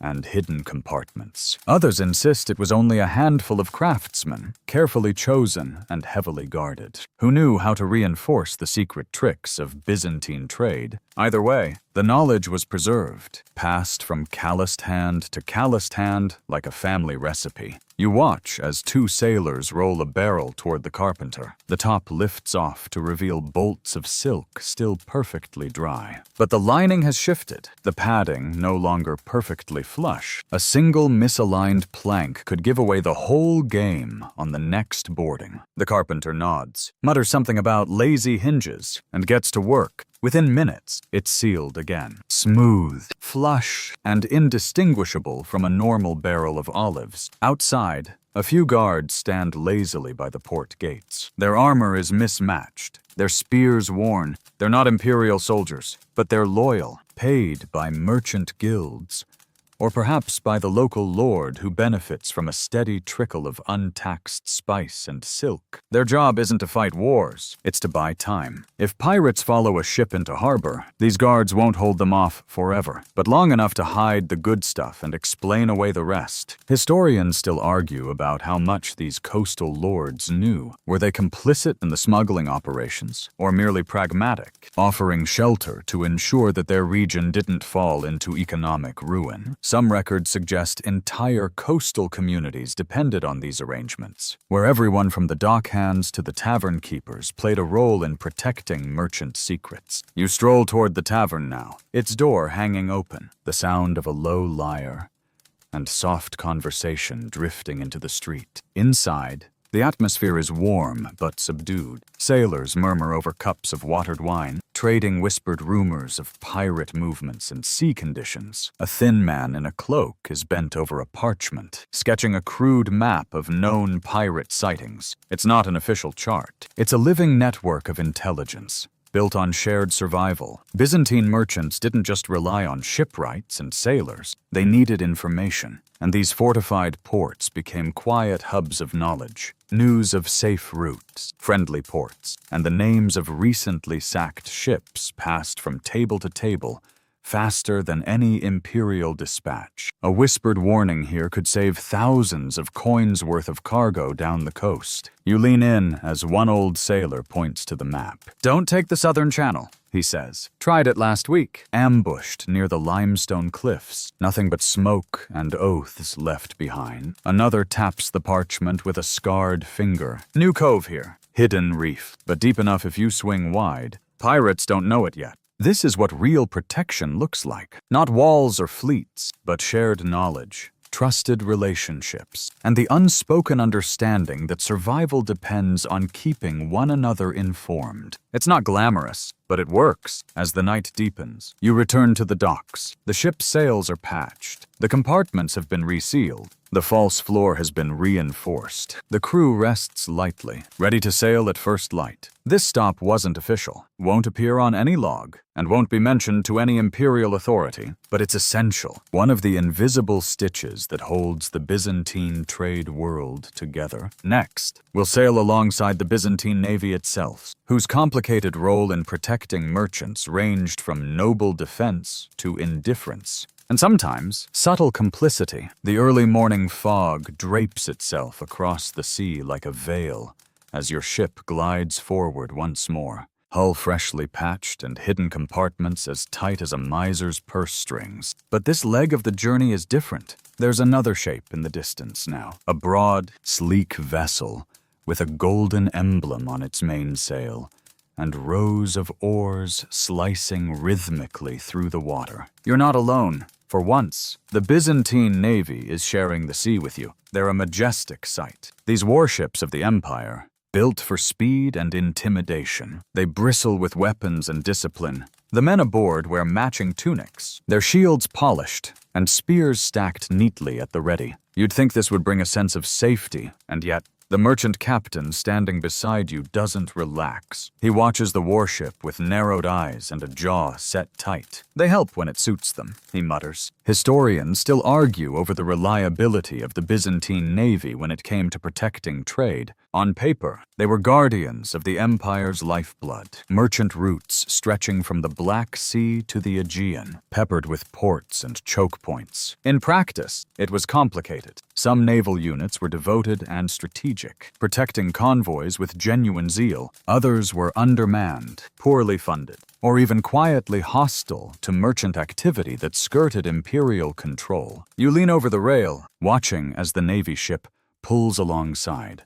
There's no greeting, no flag raised in camaraderie, just a silent acknowledgement, a nod from one captain to another. Their oars continue without pause, slicing a path just ahead of yours, as though daring any pirate ship to try something foolish. But don't be fooled. Navy protection wasn't free. Merchants often paid a security donation to ensure naval escorts through dangerous waters. Refuse to pay, and your ship might find itself shadowed not by protectors, but by silence. Worse, some Navy captains were rumored to moonlight as raiders themselves, using their imperial badge as a shield. while they inspected merchant cargo a little too closely. You hear the crew whispering below deck. They're moving carefully, ensuring the more creative parts of the cargo, the secret compartments, the double-walled crates, are completely invisible. The last thing you want is an overzealous officer demanding to inspect a shipment of salted fish, only to discover a bolt of Persian silk tucked neatly inside. Historians still debate how complicit the Navy was in smuggling. Some believe high-ranking admirals turned blind eyes in exchange for bribes or shares of valuable cargo. Others insist that the majority of the fleet was loyal, only occasionally corrupted by opportunity. Either way, for the average merchant, navigating the Navy was just as delicate as evading pirates. You recall an old sailor's story, a tale of a captain who once signaled distress, hoping for naval protection when pirates approached. The Navy ship responded, just in time to arrive after the pirates had taken everything. Later, it turned out the pirates had been tipped off by a naval officer looking to split the profits. Was it true? Who knows? But you notice your captain keeps one hand near the compartment latch, just in case. Still, not all interactions were sour. There were naval commanders who became trusted allies of the merchant fleets. In some cases, specific routes became known for safe passage, where Navy ships actively patrolled and maintained pirate-free zones. These corridors were well known in merchant circles, and often expensive to use. Think of it like paying for the fast lane on a highway. Except instead of saving time, you're avoiding armed theft. One particularly well-regarded admiral, the name lost to time but whispered in taverns, was known for using merchant ships as bait. He'd let them sail just ahead, seemingly unprotected, while his warships hid behind islands or followed at a distance. When pirates attacked, the Navy would spring out like a wolf from the shadows, pouncing with devastating force. The tactic worked so well that for a few years, pirate raids plummeted, until the pirates, ever adaptive, began fleeing at the first scent of bait. You're shaken from your thoughts as the Navy ship signals, two flags raised briefly before disappearing below deck. The merchant captain nods, satisfied. They saw something, he says. Might be a raider near the straits. He orders the crew to tack hard to port. Just like that, your route shifts, altered by a silent language only known to those who've spent too many years dancing with both pirates and protectors. Below deck, the hidden compartments remain untouched, but there's a new kind of precaution now, the dual risk of pirates and Navy inspection. One can take everything by force. The other, with the stroke of a quill. It's a balance Byzantine merchants had to master, knowing how much to hide,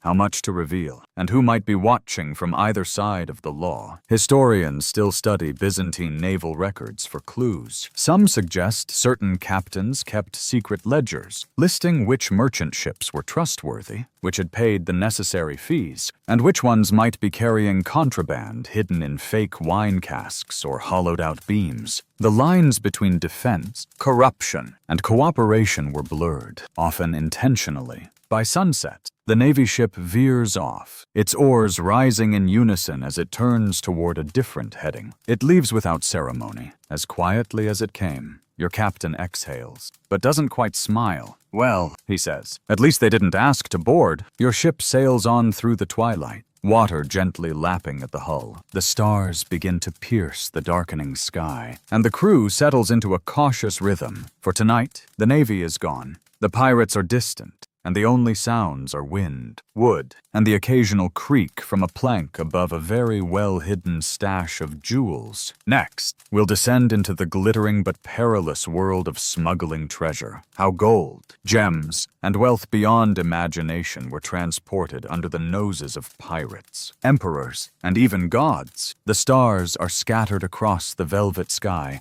as your ship sails onward, its prow cutting through black water smooth as glass. The wind whispers through the rigging, and the lanterns are dimmed low, not for stealth, but for reverence. Tonight's cargo isn't just bolts of silk or bags of saffron. It's something far more dangerous, tucked away in hidden panels, nestled beneath oiled cloth and behind false walls, lies gold and gems. The kind of wealth that makes even seasoned sailors speak speak in hushed voices. You step below deck and feel the tension immediately. The hold is unusually quiet, no clatter of ropes, no shouted jokes, only the soft shuffle of boots and the creak of wood as the crew moves carefully, reverently, around the most tightly secured compartments of the ship. No one touches them unless ordered. No one even looks at them for too long. This isn't just treasure, it's temptation. And out here, temptation can sink a ship faster than any pirate. Historians still argue about how much treasure truly passed through the Byzantine trade routes. Some claim the imperial court was swimming in gold, that caravans from the east brought diamonds the size of olives,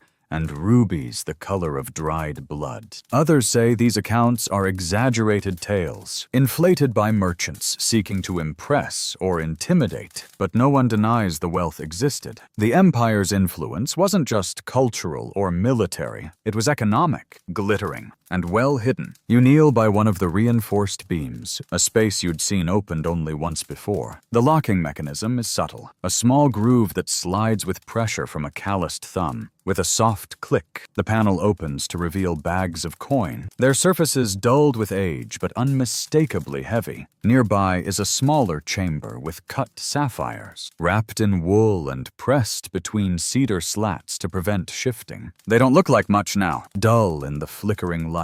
But under a merchant's lamp in Constantinople, they'd shine like the sun itself. Moving treasure was risky, unlike silk or spices, which could be disguised or passed off as common goods. Gold and gems spoke for themselves. If a pirate found them, there'd be no negotiation, no pretending they were something else. That's why double concealment became essential. A hidden compartment inside a hidden compartment. A fake crate that opens to a hollow barrel, which itself has a false bottom. Sometimes even the captain didn't know where all of it was, just in case. Historians still debate whether this level of secrecy was more about pirates or tax evasion. After all, the empire took a hearty cut of any declared treasure. Some say the real fear wasn't a sword-wielding raider, but an imperial inspector with a keen eye and a blank tax ledger. Others argue that pirates posed the greater threat, especially those who began targeting specific ships rumored to carry riches from Antioch or the deeper Silk Road. You pass by another compartment, this one built into the mast base, cleverly hollowed and sealed. It's rarely used, reserved only for the most valuable pieces, religious relics, small idols, ancient coins with imperial faces stamped into their surfaces. These aren't just valuable, they're politically volatile. Trade in such items was strictly forbidden,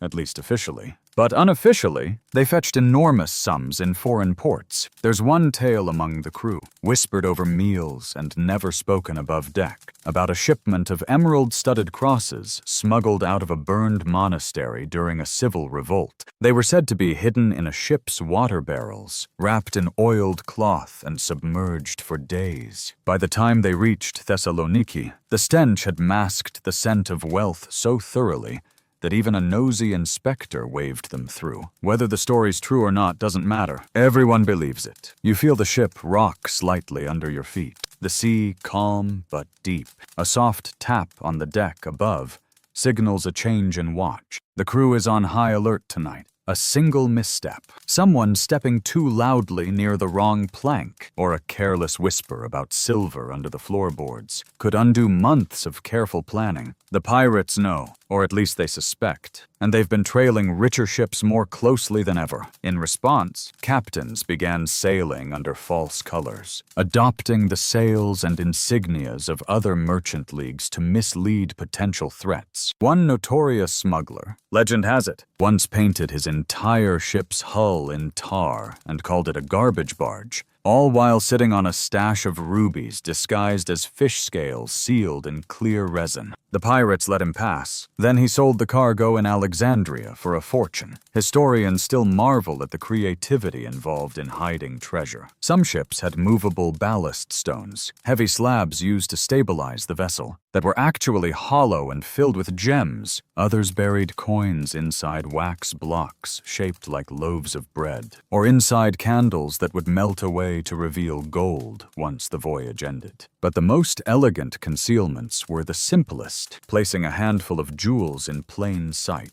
hidden within crates of glassware, or clinking among spare chain links. Where a pirate might assume it was all part of the mess, it wasn't always about secrecy. It was about psychology. Make it look like junk, and even a thief might not bother. You return above deck and find the captain standing silently at the rail, scanning the sea. His hand rests lightly on the hilt of his blade. But his real weapon is patience. He knows what he carries. He knows what it could buy, and what it could cost. The crew around him is tired, but alert. There's a kind of reverence in the air, like monks carrying sacred relics. Because out here, gold is both a blessing and a curse, glittering like a siren's song beneath the planks of the ship, as dawn threatens the edges of the sky. The first signs of land begin to appear in the distance. Another port, another trusted contact. The gold will be moved again, some of it offloaded, some held back. Always traveling, always vanishing just before the wrong eyes can see it. That's the secret of Byzantine wealth. It flows, like the sea itself. Next, we'll shift from ocean to earth. As we uncover how the tricks of hidden cargo weren't limited to ships, caravans and overland traders developed their own clever methods to move precious goods unseen across hostile terrain. The ship anchors just offshore,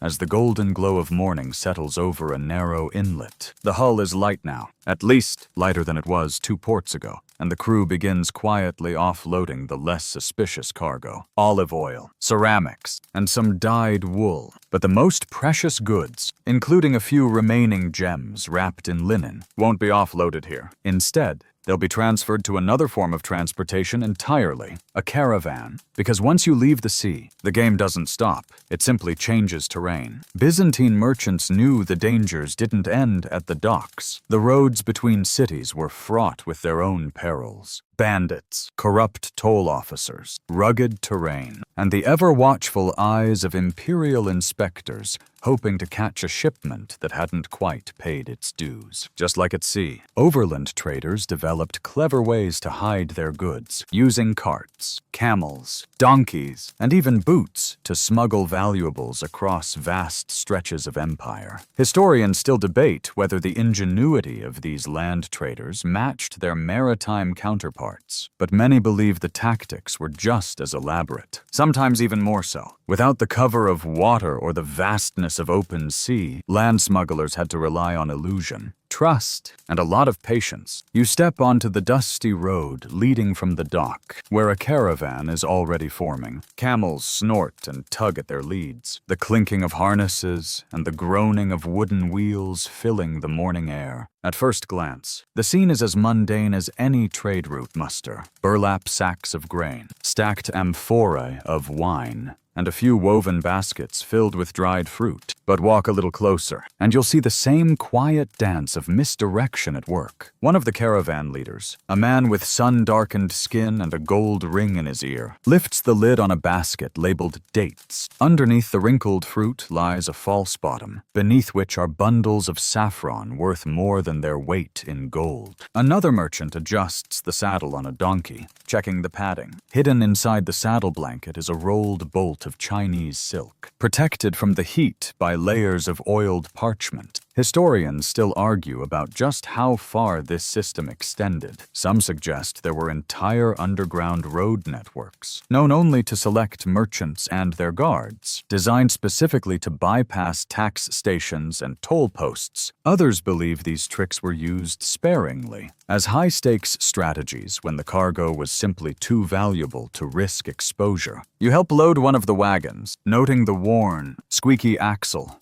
and the slats nailed crookedly across the side. It doesn't look like much, but a closer inspection reveals that one of the support beams is hollow, its contents secured with waxed cloth to prevent rattling. Inside, gold coins, sealed in clay tubes and marked as spare parts. One of the caravan guards, dressed more like a goat herd than a soldier, walks over and gives the wheel a sharp kick.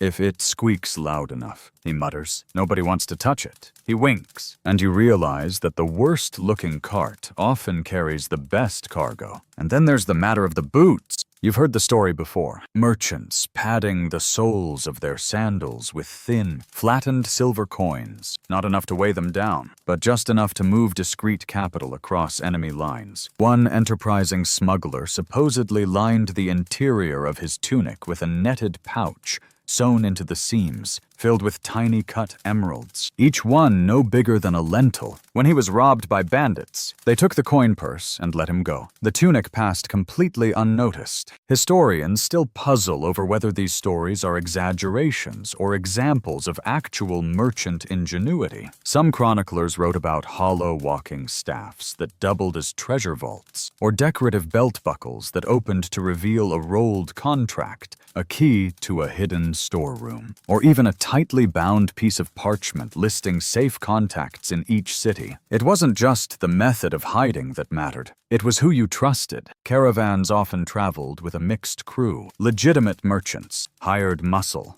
cooks, scribes, and the occasional monk, whose robes concealed more than holy scripture. Many monasteries along the trade routes doubled as unofficial storage hubs, taking in crates under the guise of religious offerings. After all, who would question a box labeled "Blessings from Antioch," arriving at a small chapel tucked in the hills? And while some smugglers used the wilderness to their advantage, others embedded themselves in imperial bureaucracy. There were always a few scribes or guards who, for a modest cut, would misplace a toll receipt or look the other way as a crate rolled through uninspected. Everyone had a price, and the overland traders learned quickly how to find it. One of the caravan captains gestures for the column to begin moving. You walk beside the lead camel, its hooves kicking up plumes of dust as the caravan snakes its way along the winding path through hills and dry scrub. The pace is slow, deliberate. Every mile brings new eyes, watchtowers in the distance,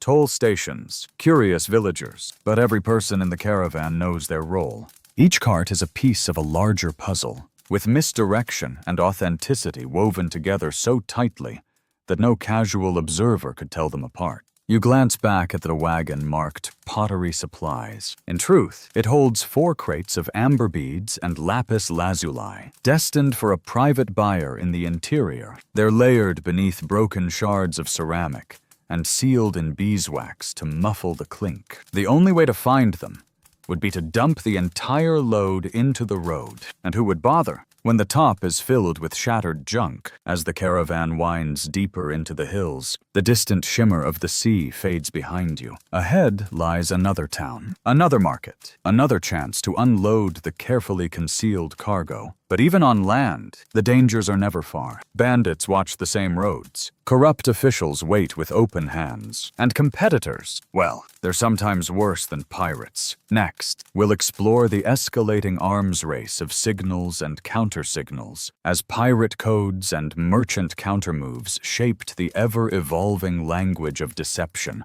on both land and sea. The sun beats down hard on the dusty trail as your caravan rounds another bend, the path narrowing between 2 rocky outcroppings. The hills around you are too quiet. The guards tighten their grips on spears and keep eyes on every ridge. Because out here in the no-man's land between towns and toll stations, you're not just watching for thieves, you're listening for codes, not from your friends, from your enemies. Just as Byzantine merchants developed signals to move safely, pirates and bandits had their own secret languages, their own markers scrawled onto trees, scratched into stone, or left behind in the form of broken pottery or stacked rocks. These were the pirate codes, subtle, easily missed by the untrained eye, and constantly evolving. Historians still argue whether these codes originated with the Cilician pirates of the eastern Mediterranean or were borrowed from older nomadic raider tribes. What's clear is that by the 10th century, both sea raiders and land bandits were using an array of visual signals to mark ambush sites, safe zones, and soft targets. A small pile of stones at the side of a path might mean we struck here recently.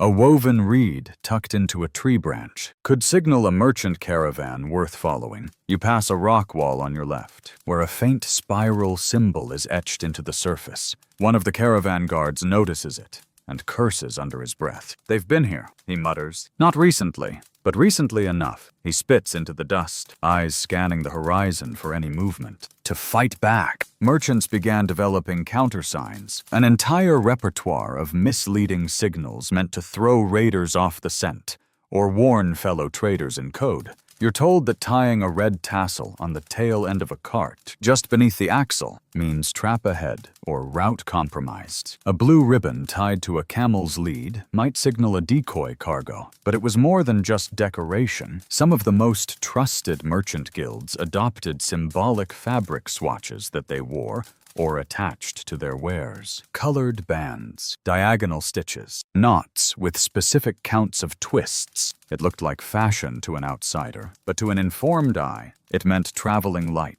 high-value goods aboard, or escort within one day's ride. Historians still debate whether pirates cracked these codes. Some believe they did, eventually, but others argue that merchants updated them so frequently and varied them so subtly that most raiders could never quite be sure. A blue ribbon might mean danger this month and a red one next. A tuft of horsehair tied to the back axle might mean valuable, or it might just be a decoy signal to get a greedy bandit to waste his time on the wrong cart. On the sea, this chess game continued in even more elaborate forms. Ships flew fake flags, hoisted false distress signals, and arranged their sails in deliberate ways to communicate with allies or deceive enemies. A sail tied loosely at one corner might mean hidden cargo aboard. A half-hoisted stern lantern at dusk. Pirates spotted. Avoid this route. Or, perhaps, our decoy is working. Circle behind. You sit on a rock near the edge of camp as the caravan pauses for water. A merchant carefully removes the saddlebag from his donkey, revealing a folded cloth inside. As he unfolds it, the interior reveals symbols stitched in colored thread. Not decorative, but coded.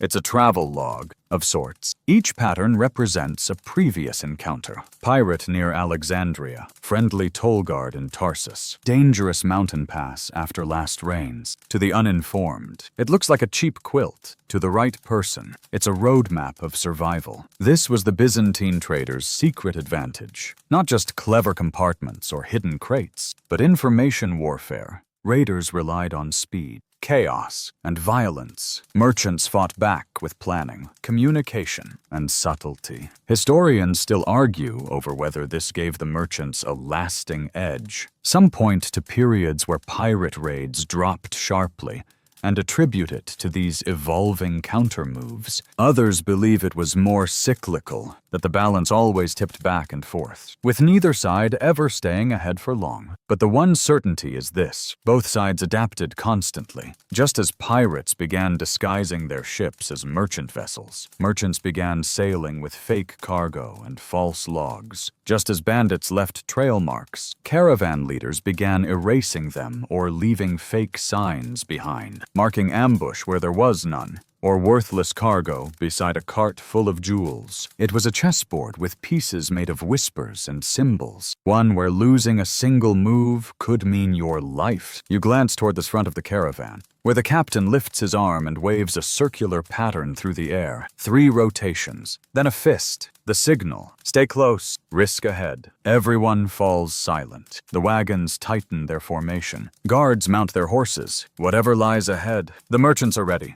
As the caravan creeps forward, the path curves toward a narrow pass between 2 cliffs. Up above, you spot a flash. Just a bird, perhaps, or maybe not. But the signal goes out regardless. A flicked scarf, a kicked wheel, a tilt of a hat. A language more fluid than Latin, and more immediate than speech. It says, "We know you're watching. We're not easy prey." Next, we'll uncover how Byzantine spies and merchant networks worked together, forming intelligence webs that tracked pirate activity, betrayed bandit camps, and helped traders stay 3 steps ahead of anyone looking to steal what they carried. The sun has nearly vanished beyond the ridgeline as your caravan settles into camp. The guards build a small fire, small enough to avoid attracting attention, but large enough to warm the night's stew. The donkeys have been tethered, the wagons circled, and a few of the more seasoned merchants sit in quiet clusters, whispering over folded maps. But tonight, They're not just discussing routes and weather, they're trading intelligence, softly spoken names, coded symbols, and rumors carried from distant ports. This isn't gossip.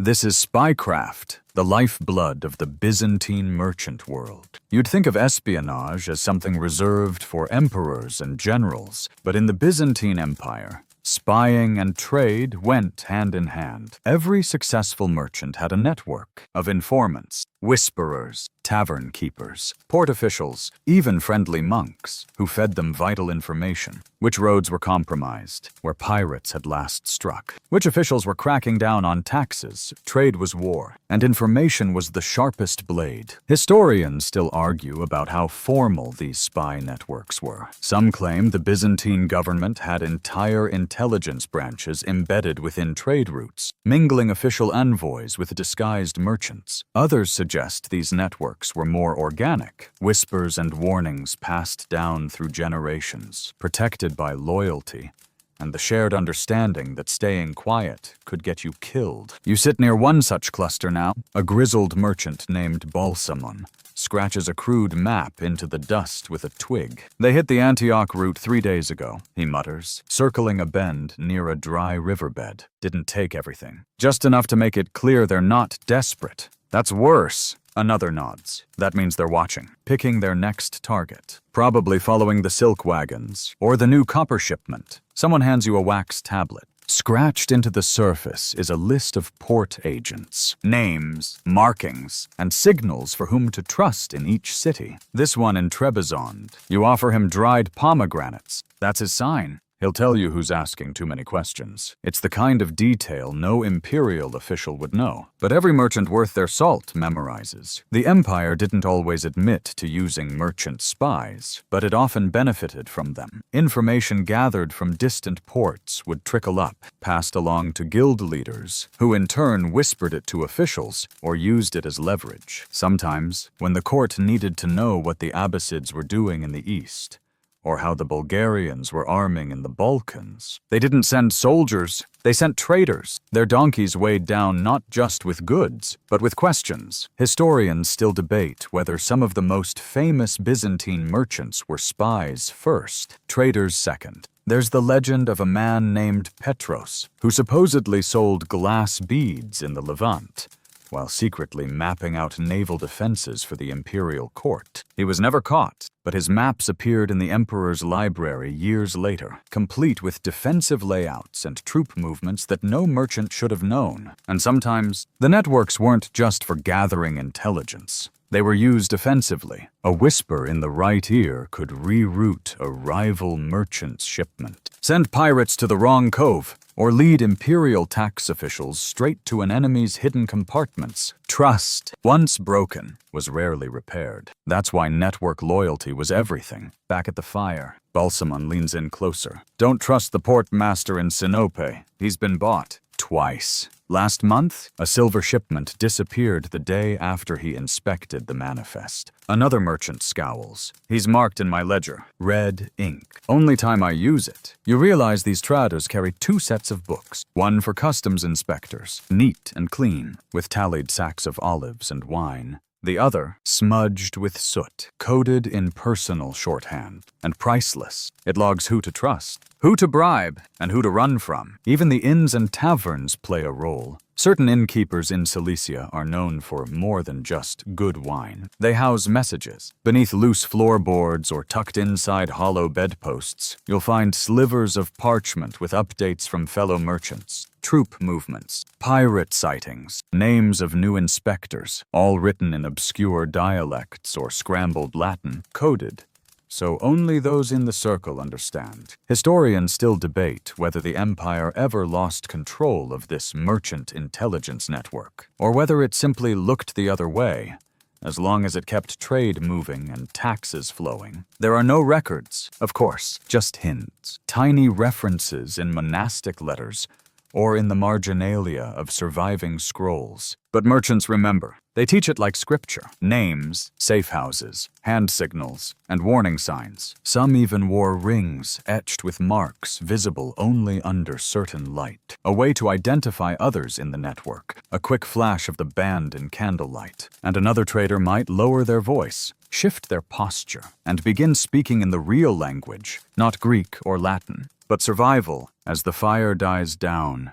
and the stars take over the sky. The caravan settles into a lighter sleep, not because the danger is gone, but because the network is alive. Someone is always awake. Someone always knows which road to take, which pass to avoid, which town to skip altogether, because a certain tax official just returned from Constantinople and is looking to make a name for himself tomorrow. This caravan will split. Some will head south, toward Antioch. Others west, toward the coast. But the web will remain. Messages will pass. Codes will change. And the network will grow. Next, we'll walk the long corridors of stone and incense as we uncover the surprising role of monks and monasteries in Byzantine trade. Silent allies with cellars full of secrets and courtyards where more than prayers were exchanged. The air is still and cool as the caravan snakes into a valley tucked between two craggy ridgelines. The road narrows, then widens again just in time to reveal it. A low-slung Byzantine monastery, its walls weathered, its towers squat and strong. From the outside, it looks humble.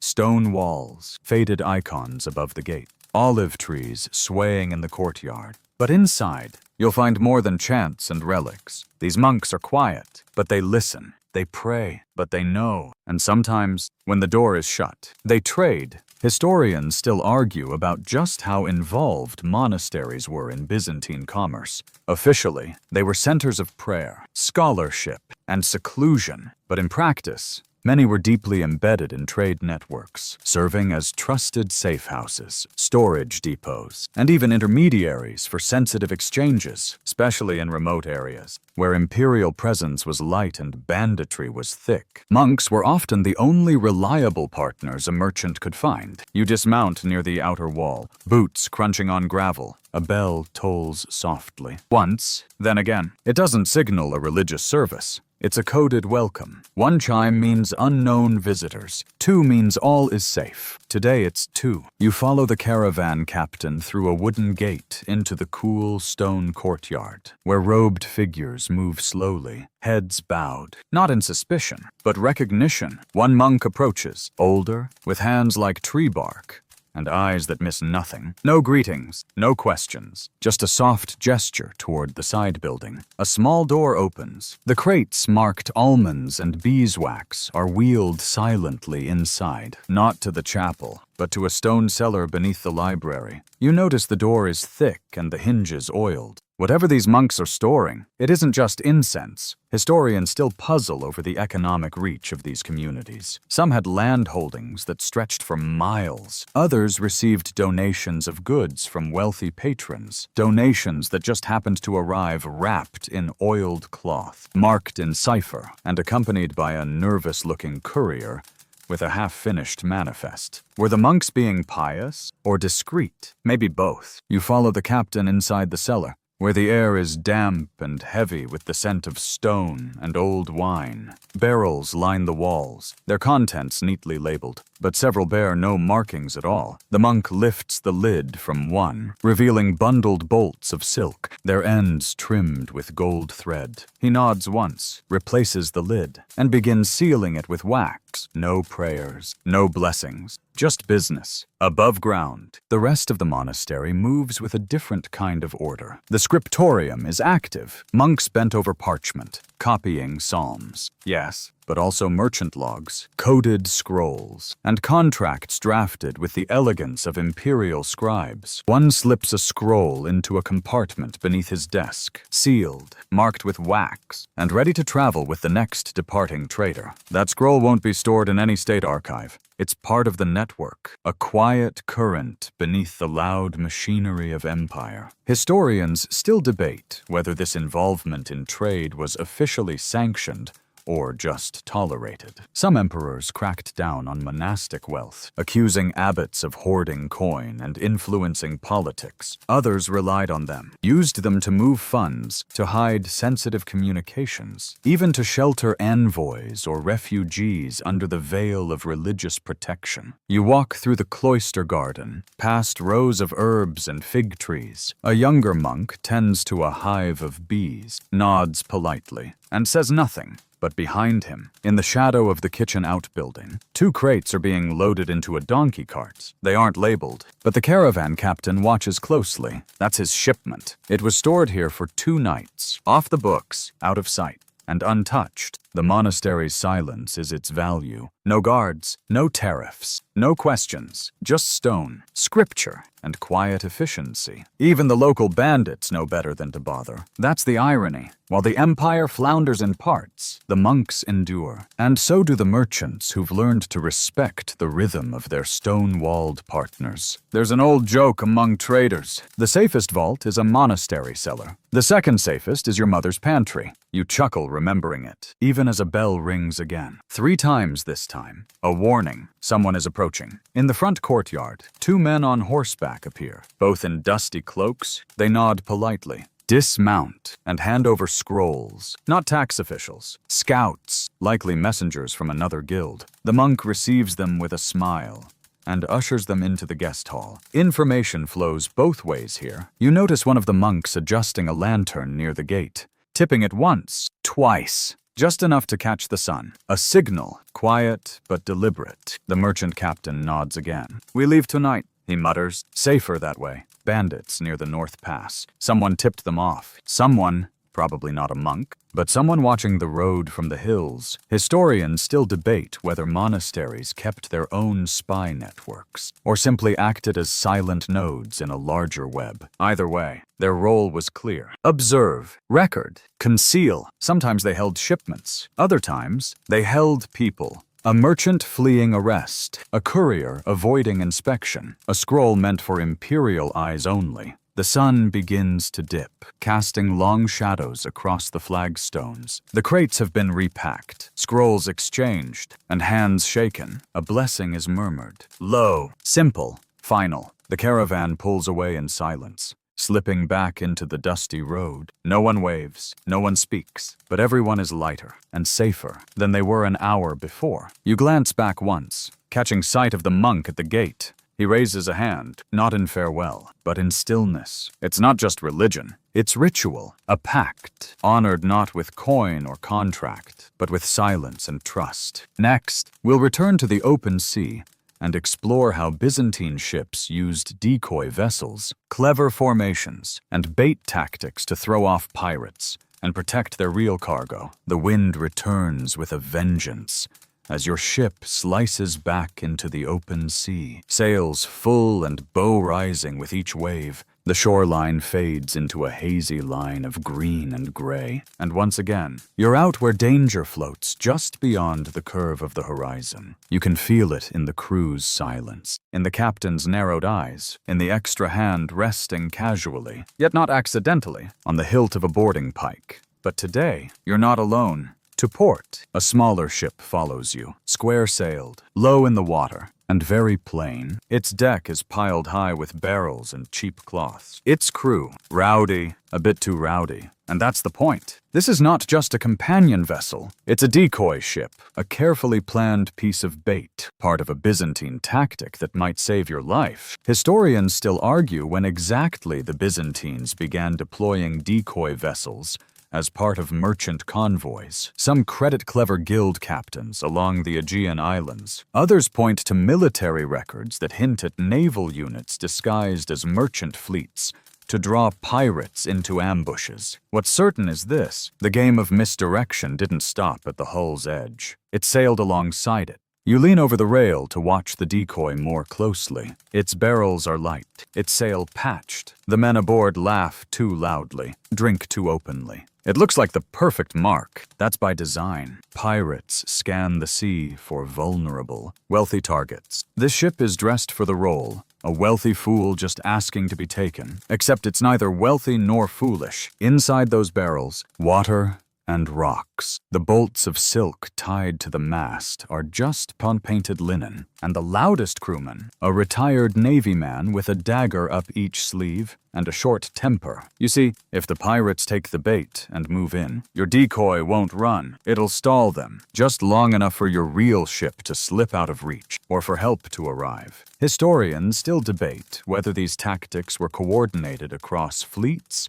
or improvised by clever captains. Some believe there were pre-arranged formations. The richest cargo always sailed center, the decoys on the flanks, and one ship trailing behind with a faster hull and a watchful eye. Others think it was far more ad hoc. Whoever could spare a ship dressed it down and prayed the pirates picked the wrong target. Today, your convoy is running the full pattern. 3 ships, your vessel sleek and loaded, the decoy loud and slow, and a third, a lean galley with red sails, lagging a few miles behind, just out of view. That ship carries a small detachment of armed guards, officially just traveling. Unofficially, they're backup. You step back from the railing as the lookout calls down from the mast. Sails 1, possibly 2. The captain doesn't flinch. Instead, he raises a signal flag, half-mast, diagonal cut. The decoy answers with a quick burst of sail. It speeds ahead and veers slightly west, as if trying to escape.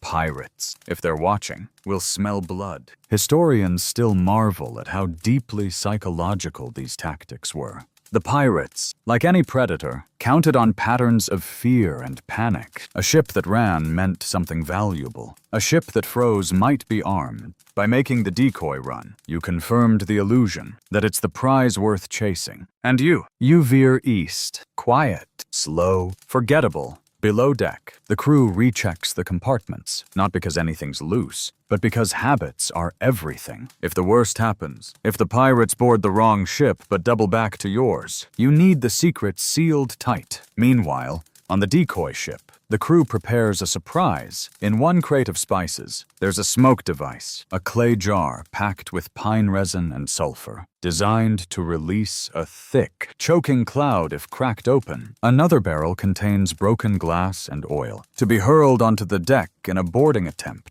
Not enough to win a fight, just enough to make it costly. Some merchant guilds even went further. Historians note records of decoy ships with hidden ballistae, compact weapons folded into false cargo, used only at the last second. One account tells of a fishing boat that revealed 4 crossbows beneath its deck and turned the tables on an unsuspecting pirate crew. By the time they realized their mistake, they were floating home in a lifeboat. Maybe you peer back toward the horizon. The red-sailed ship is gone now, lost behind the curve, but you know it's there, watching, waiting. Your ship, now ghosting low and silent, begins to change heading again, angling further east. The decoy holds course. Don't look at it, the captain mutters. If they know we're watching, they'll know it's bait. He smiles grimly. Let 'em take the cheese. We've got the gold. An hour passes. Then 2. Then finally, a new shout. They're following the decoy. Relief rolls through the crew like a silent tide.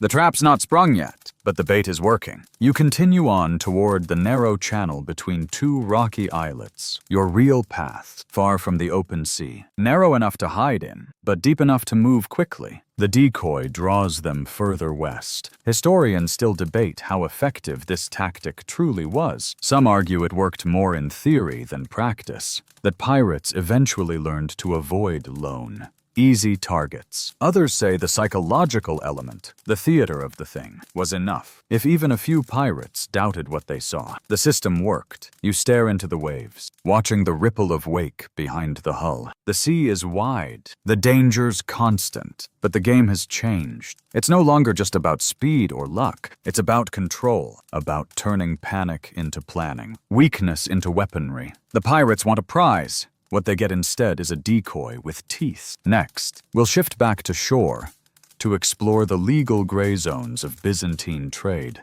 bribes, loopholes, and the quiet complicity of tax officials who knew exactly where the real wealth was hiding and looked away anyway. The ship coasts into harbor just before dawn, its sails drawn in like folded wings, its deck calm after the previous day's subtle game of chase. The crew moves with practiced ease, ropes pulled taut, crates secured, and yet there's tension in the air, not from pirates this time, but from something far more civil, far more official, and arguably more dangerous. Taxes on the docks. A small cluster of figures waits, scrolls in hand, robes stiff with bureaucratic dignity. They don't carry swords. They don't shout. But every merchant on this ship would rather face a cutlass than these men's styluses. Because these aren't inspectors. They're record keepers, agents of the Byzantine fiscal machine. And they're very, very good at smelling gold that's not on paper. You follow your captain down the gangplank. He walks with the confidence of a man who has, let's say, invested in the proper relationships. The chief tax officer greets him with a nod, a practiced neutrality that hides more than it shows. A scroll is unfurled. Ink ready. Declaration. Please, the official says in a tone that's somehow both polite and suspicious. Historians still debate how rigid the Byzantine tax system truly was. On paper, it was a masterpiece of imperial administration, detailed port logs, customs fees, transit permits, and excise taxes for everything from pepper to perfume. But in practice, it was more like a market negotiation. A bribe here, a favor there, and suddenly a crate of clay pots could pass as farm equipment. No further questions asked. You glance at the manifest the captain hands over. It lists olive oil, dried apricots, 2 crates of linen, nothing alarming, nothing valuable, nothing true either. The real wealth is sealed beneath the deck, behind a row of false barrels and under floorboards waxed to mute hollow sounds. One of the inspectors steps aboard to make a cursory check. Not too thorough.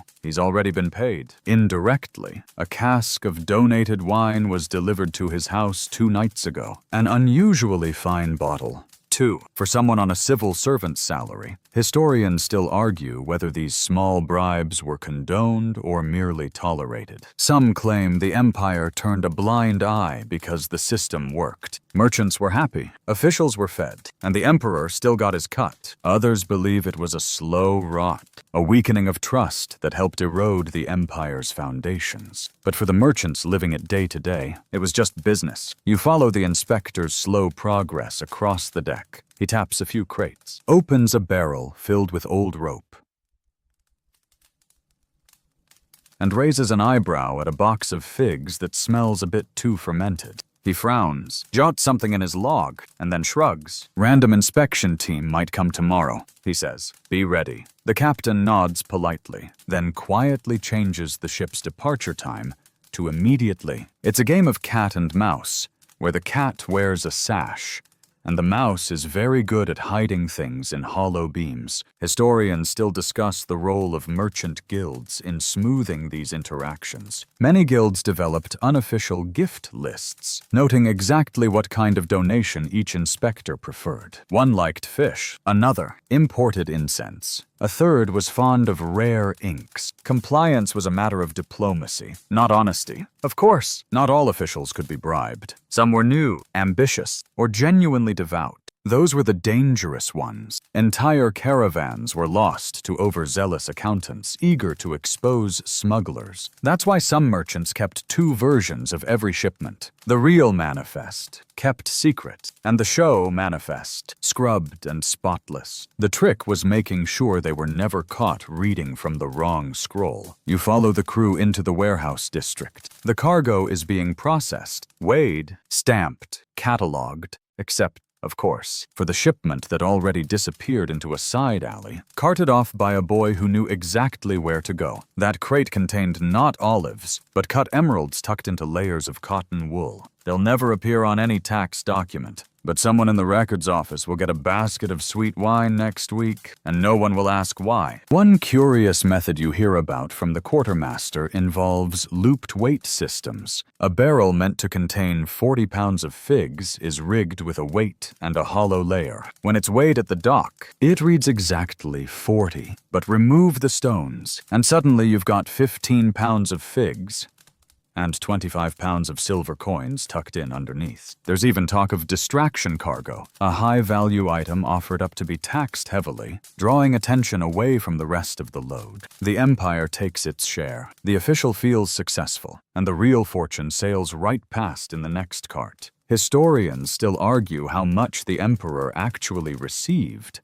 versus how much wealth stayed in merchant hands. Some sources suggest up to half of certain luxury cargoes went undeclared. Others argue that, despite corruption, the system still collected enough revenue to fund an enormous civil service, build fortresses, and keep an eye on every province. You step into a customs office and find 3 officials debating a shipment of carpets. One insists it should be taxed as decorative goods, another as functional textiles, and the third is already calculating the value if it's rerouted as a donation to a local bishop. Meanwhile, the merchant stands quietly, saying nothing. He knows the outcome will depend not on category, but on who gets the first invitation to his next feast. Even religion could play a role. A shipment labeled for ecclesiastical use often skipped inspection entirely. Monasteries, again, played their part, receiving donations of highly valuable goods, which were later repackaged as monastic provisions. A well-placed icon could shield a great deal of questionable cargo. By midday, your ship is lighter. The records have been filed, and the warehouse is full of goods that mostly exist on paper. The tax officials retreat to their ledgers. Content. The merchants prepare to sail again, quietly, discreetly, and still carrying more than anyone suspects. Next, we'll rejoin the sea for a look at stormy weather and disaster contingency, how Byzantine ships prepared not just for pirates, but for nature's worst, ensuring hidden cargo stayed safe,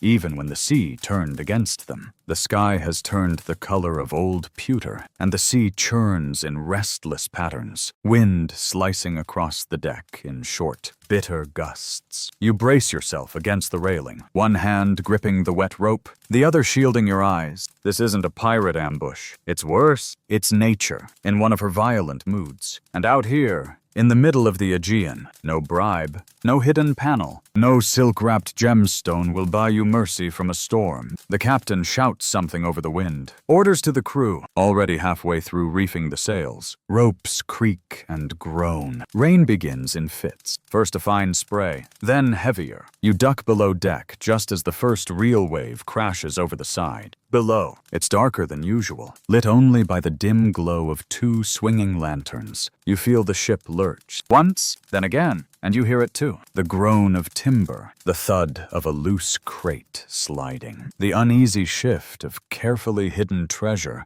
pressing against the limits of its false compartments. Because here's the thing.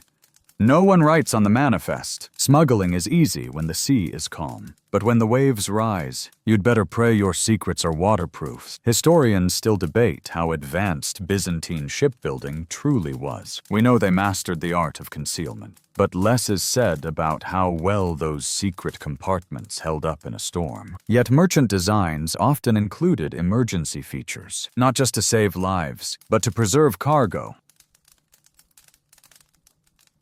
Especially the hidden kind. You crouch by the floor near one of the beam-hollow compartments. The ship sways hard to port, and you hear something pop, not the hull, thankfully, but a pressure seal somewhere underfoot. One of the crew slides in beside you and begins checking the seams. That panel's waxed, he grunts. Might have softened if seawater gets in. We'll be trading silks for soggy cotton. You help brace a crate while he adjusts the latch, resealing it with a wedge and a strip of cloth soaked in resin. This isn't just improvisation. It's protocol. These crews have trained for it. When your ship carries secret fortunes, you don't just learn to hide them. You learn to protect them from fire, water, and time. Some compartments are double-lined, not just for concealment, but for waterproofing. They're wrapped in pitch-soaked leather, sealed with wax that softens but doesn't break under pressure. Others have safety venting, tiny pinholes that allow built-up air to escape if submerged, so pressure doesn't burst the seams. It's a strange thought. The compartment can't look airtight, because that makes it suspicious, but it has to act airtight, because that's what keeps your treasure dry when Poseidon throws a tantrum. Historians still argue whether these features were standard or limited to the wealthiest captains. Some believe only the most elite merchant vessels could afford such meticulous craftsmanship. Others suggest that by the 11th century, every smuggling-savvy crew had at least one carpenter trained in weatherproof hiding spots. You feel the ship lurch again,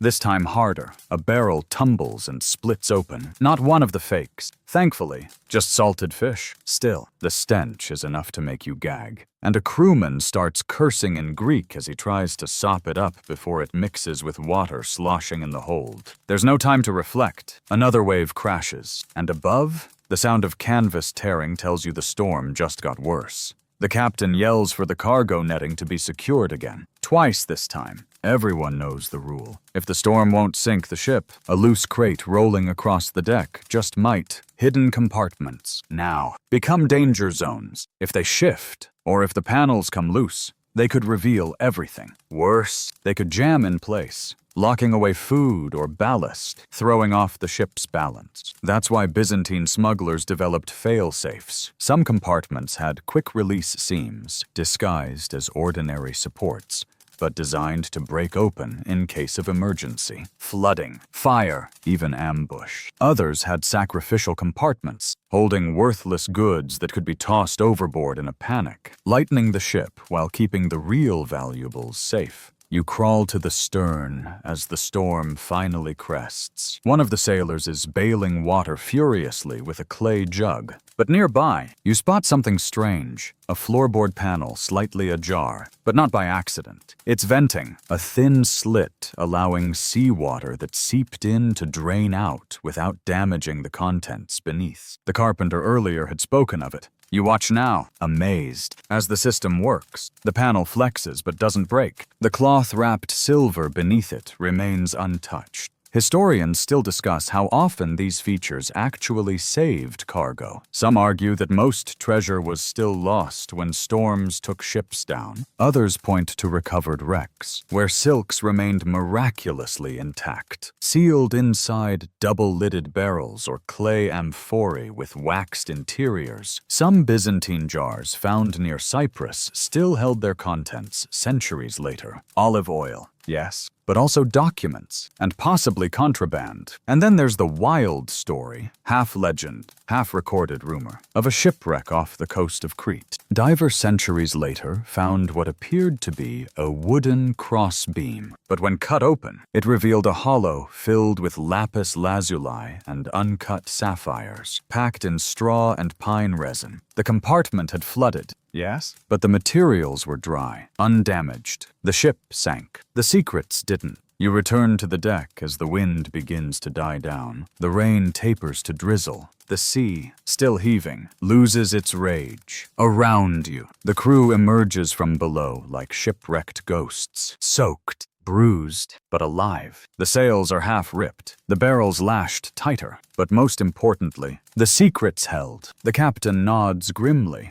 and turns the wheel eastward again. He doesn't smile, but you notice the slight lift in his shoulders, the silent acknowledgement that the worst didn't happen. Not today. The sky begins to clear, a few slivers of sunlight piercing the cloud bank. The ship resumes its rhythm, and below deck, behind a dozen seemingly ordinary planks, the Empire's wealth rocks gently, unseen and untouched by the storm that tried and failed to steal it. Next, we'll step into the world of Byzantine merchant guilds, the powerful organizations that enforced codes of conduct, resolved disputes, and sometimes ran entire cities from the docks up. The sea calms to a glassy lull as your ship glides into the mouth of a sprawling harbor. Sunlight bounces off hundreds of masts like spears planted in the water, and the smell of seaweed gives way to roasting nuts, charcoal, and dockside bread. Welcome to the city, not the Empire's capital, but a city that lives and breathes trade. And behind every transaction, every crate rolled across the planks, every whisper of silk or clang of hammered copper, there's something more powerful than gold. The merchant guilds of Byzantium. You disembark slowly, taking in the sprawling activity. Dock workers shout in a dozen dialects. Children dart between carts. Monks hover near warehouse doors like silent accountants. And watching all of it, from raised balconies and shaded porches above the docks, are the men and women who actually run the place. Not the governor, not the generals, but the guild masters. Historians still debate whether Byzantine merchant guilds were official extensions of the state, or autonomous machines that simply paid the empire for the right to function. Likely both, depending on the time and the emperor. What's clear is that these guilds had real power. They organized trade, enforced customs, negotiated taxes, and, when needed, hired muscle to keep things orderly, or disorderly, depending on what was profitable. You walk past a row of guild offices, each marked not by signs, but by symbols. A dolphin for the spice traders, a hammered coin for the metalsmen, a small amphora carved into the lintel for the wine merchants. Inside, business moves with the same rhythm as the sea, steady, methodical, and occasionally stormy. Your captain leads you to one such building, quiet, unremarkable from the outside. But the moment you enter, the atmosphere shifts. Soft voices hum under the vaulted ceiling. Scribes work behind wooden screens. And in the center, seated at a long, dark table, is a guildmaster reviewing manifests that haven't even been unloaded yet. He already knows what you're carrying. Guilds weren't just unions, they were information networks, protection rackets, diplomatic corps, and courtrooms, all rolled into one. If you were a member, they could secure you buyers, arrange storage, offer credit, and even provide legal defense. If you weren't a member, good luck. Historians still argue how strictly guild codes were enforced. Some guilds operated with military discipline, requiring oaths and threatening exile for breaches. Others were looser, more like cooperative clubs, but all of them had rules. And breaking those rules, smuggling without approval, undercutting prices, hiding cargo from guild inspectors, could get you blacklisted. Or worse, you listen as the guildmaster discusses your shipment with the captain. Not prices, not quality, but placement. The silk is to be sold through 3 approved vendors only. The pepper must be declared in one part, concealed in another, in line with a recently negotiated bribe to the local port controller. Even smuggling has a system here. And it's not just control, it's reputation. Within the guild, your word is everything. A captain who fails to deliver, or tries to cheat the network, might find his next crew already poached, his dock slot revoked, his cargo misplaced by handlers who suddenly can't read. Everyone knows someone who tried to go independent. No one remembers their names. One of the scribes approaches you with a wax tablet. It lists settled disputes from the past month, arguments over spoiled cargo, payment delays, ship damage. Each line has a verdict, often signed by 3 guild members. This is the real justice system here. Quicker than any court. Fairer, maybe. Certainly cheaper. You notice that disputes don't always end in punishment. Sometimes they end in redistribution. A ship that lost part of its cargo to a storm might receive a portion of another ship's goods to sell, handled through a quiet, internal arrangement, so that none of the buyers ever suspect the difference. Guilds protect their own, at least their favored own. Historians still ponder how deep this influence went. Some records suggest guilds funded entire city repairs, paid for fortifications, or even bribed bishops to turn a blind eye to certain cargoes coming through under religious exemption. One guild reportedly funded a small militia to protect their trade road from local bandits, effectively creating a private security force with imperial blessing. Back outside, the docks are alive with movement. You watch a younger merchant being escorted, gently, but firmly, away from a warehouse. He's not in a guild. He tried to sell copper under the wine guild's umbrella. A mistake. One that won't land him in jail, but will keep him out of every profitable deal until he joins the right table and pays the right fee. Some captains resent the system, but most accept it. It's predictable. You know who to bribe. You know who to please, and you know that if something goes wrong, the guild will not forget you. That's why your captain carries a carved token, a palm-sized piece of walnut with a single symbol on it, a 3-pointed flame. It's his guild marker, and flashing it opens doors, sometimes literally. At the end of the pier, a gate swings open without question when he shows it. Inside, A shaded dock with private loading access, safe from prying eyes and nosy officials. Historians still discuss whether the guilds ever grew too powerful, rivaling even imperial authority in some cities. Letters between distant provincial governors complain of local traders behaving like nobles and shipmasters answering only to their own councils. Whether these letters led to reform or were quietly burned, no one's certain. But what is certain is this: for centuries, the merchant guilds kept Byzantine trade moving, not just across seas and roads, but across political divides, foreign ports, and religious barriers. They were brokers of goods and peace, and occasionally of necessary chaos. You return to the ship at dusk. The captain is lighter now, both in cargo and in posture. The guild has handled the hard part. What's left is the sailing, and even that has a schedule, a set of preferred tides, a suggested route posted in the corner of the guild hall, updated daily by a man who hasn't set foot on a deck in 20 years, but still knows the sea like a priest knows the Psalter. Next, we'll enter the homes of successful merchants, where wealth transformed from hidden compartments into gold-inlaid furniture, coded art, and entire rooms designed to hide fortunes in plain sight. The ship is docked. The cargo is gone, sold, bartered, or quietly tucked into the hands of trusted middlemen. And now you walk not through markets or shipyards, but through marble-floored courtyards and vine-covered arcades. You're no longer among crates and salt air. You're among the elites, the merchant princes of Byzantium, and you're about to learn that for these men and women, hiding wealth doesn't end at sea. It just gets more architectural. The street curves upward into a quieter district, away from the noise of carts and cursing dockhands. Stone walls grow taller, doors heavier.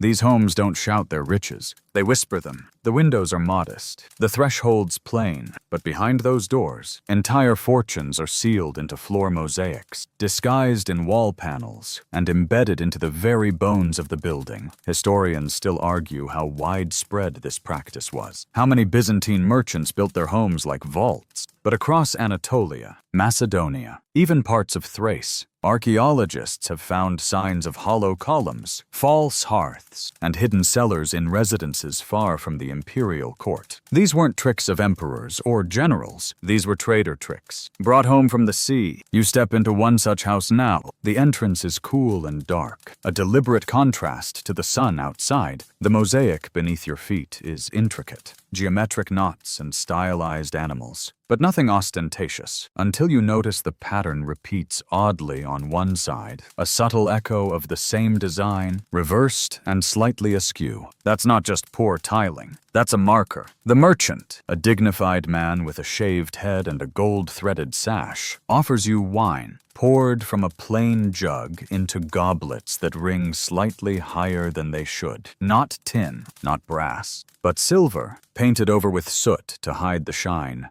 There's always someone watching, he says, half smiling, even in your own courtyard. He takes you into a side room, what appears to be a chapel. The icons are real, the incense genuine, but one of the walls is wood, not stone, and behind a carved panel of St. George slaying the dragon lies a cavity no more than a foot deep. Inside, scrolls, tablets, and coin-filled amphorae, sealed and stacked. The saints protect more than our souls, he jokes, lifting a wax-stoppered jar. You don't ask where it came from. He doesn't offer. Historians still debate whether this level of secrecy was driven by fear of theft, imperial taxation, or even familial betrayal. Likely all three, in a world where a merchant's success could sour quickly. Through one bad shipment, one jealous rival, one suspicious official, discretion was worth its weight in gold. You move to the dining room, where the long stone table rests atop a platform. The platform, you learn, is hollow, not an accident of design, but a deliberate feature. A section lifts up, revealing a descending ladder to a private vault. Not a full cellar, but a crawl space lined with oil jars and thick clay bricks. Beside each brick, a compartment carved for coins. Most thieves look for jewelry, the merchant says, or loose coin in a box. They never check the walls. Some of the furniture itself is counterfeit. A bench carved from thick walnut is actually 2 hollow planks joined with beeswax and resin. A low table has legs filled with rolled silk, too narrow to fit more than a few coins, but perfect for moving wealth a little at a time. Under everyone's noses, historians still discuss how this architecture influenced the aesthetic of Byzantine domestic space. Some homes were lavish on the surface, others plain as clay pots. But in both, the real expression of wealth lay beneath or within. There are records of roomless corridors, walls that didn't match exterior measurements, and stairwells that led nowhere until you pressed the right stone. Back in the hallway, the merchant shows you an icon embedded in the wall. St. Demetrius this time. You watch as he twists a bronze oil lamp in front of it. The stone panel shifts inward, revealing a niche stacked with glass flasks filled with precious oils, still fragrant after months in hiding. Even artwork played a role. A fresco above the hearth includes a stylized cypress tree,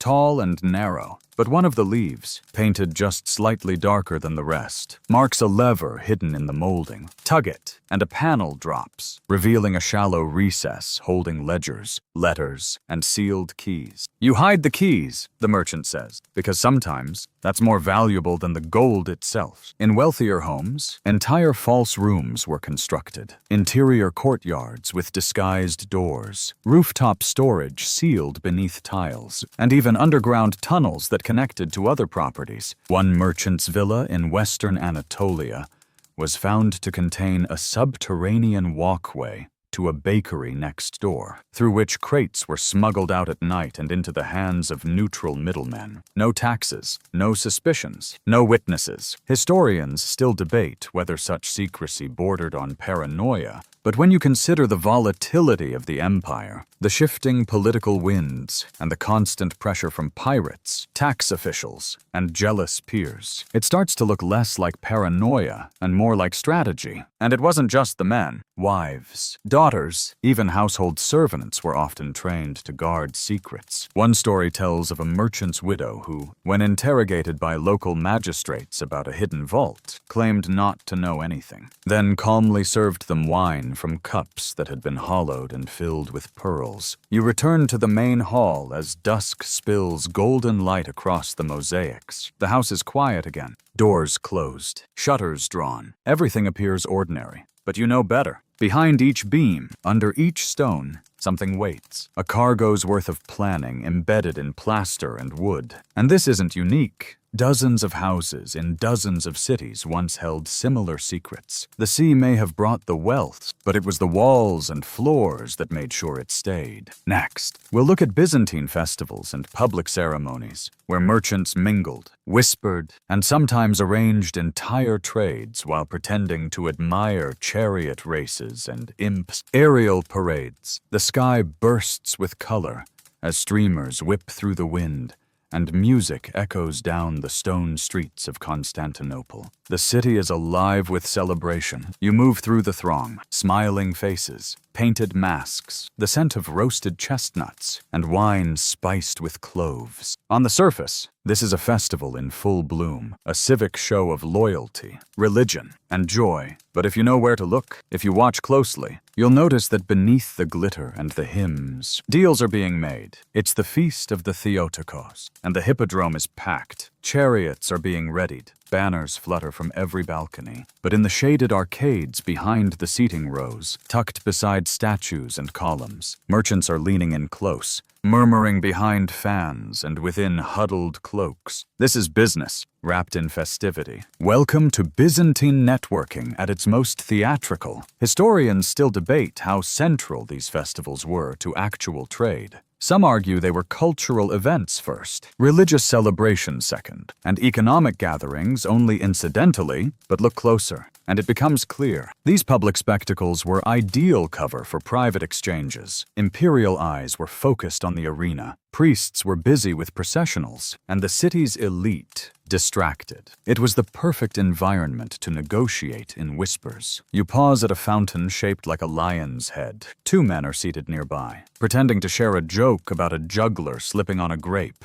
But beneath the bench, passed hand to hand, is a sealed parchment. Its wax stamped not with an imperial seal, but with the mark of a shipping guild. It's not just gossip. It's a contract, one of the oldest tricks in the book, meeting in plain sight. A pair of merchants can say they were simply enjoying the races. One seller of incense, one buyer of textiles, just two God-fearing men sipping wine during a holiday. But the nods, the gestures, the folded pieces of fabric slipped into each other's sleeves. That's where the real business happens. The empire encouraged festivals. They were good for morale, for showing off imperial generosity, and for reminding people who held power. But they also became unofficial trade fairs, especially in Constantinople. Sellers from Antioch, Trebizond, even the western provinces would flock to the capital during major feast weeks, not just to worship, to broker deals. Historians point out that some festivals seemed to conveniently coincide with large shipments arriving in the harbor. Coincidence? Maybe. Or maybe certain holidays were strategically used as currency concealment events, days when people were less likely to question why 3 ships unloaded at dawn, or why certain merchants arrived with unusually large entourages. You walk past a puppet show, children squeal and chase each other in circles, but behind the cart, 2 older women swap bundles, not goods for sale, but dried herbs wrapped around scrolls, each tied with different colored twine. It's not illegal, not exactly, but one of those scrolls contains a shipping schedule,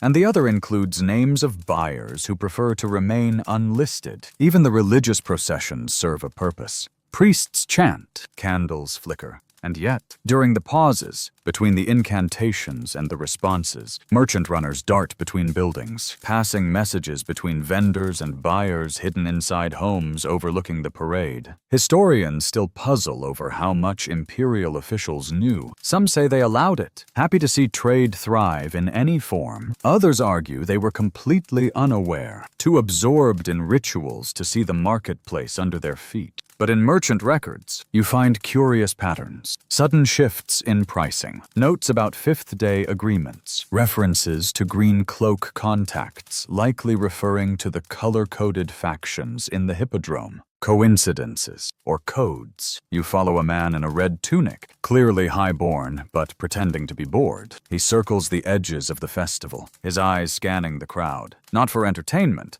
but for faces he recognizes. He pauses, leans against a stall selling figs, and taps 3 times on the side of the table. The seller nods, replies with 2 taps. 5 seconds later, the merchant slips something beneath the table. It's gone before you can see what it was. There's another layer here. 2. Public rituals as a smokescreen. A chariot race which might draw 30 sons. Thousand into the hippodrome. But during that 2-hour window, 4 unscheduled carts roll into a warehouse near the docks. No one sees it. No one stops it. Who would abandon the races to inspect logistics? One account from a 10th century scribe mentions a shipment of uncut gems arriving on the feast of St. John, not logged, not taxed, just offloaded quietly while the bishop led a candlelit procession through the streets. The gems were never declared, but a week later, half the city's jewelers had new stock, and the cathedral received a suspiciously generous donation. You step into the shadow of a large colonnade, where silk awnings flutter and minstrels play. In a shaded corner, a guild scribe is quietly filling a ledger, not for the guild, but for private records. It tracks debts settled during the festival. One merchant paid in wine, another in saffron. These aren't sales, they're reconciliations. Long-standing favors cashed in when distractions make transactions invisible.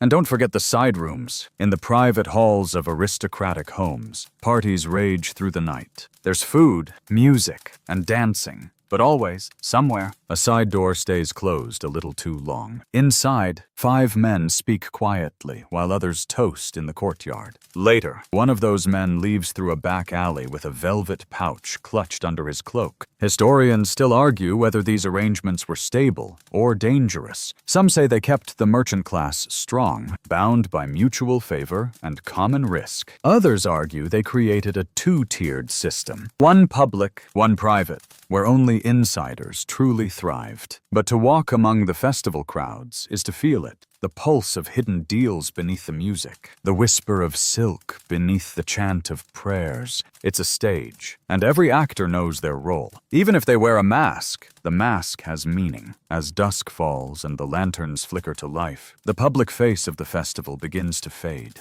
The jugglers disappear. The dancers stop.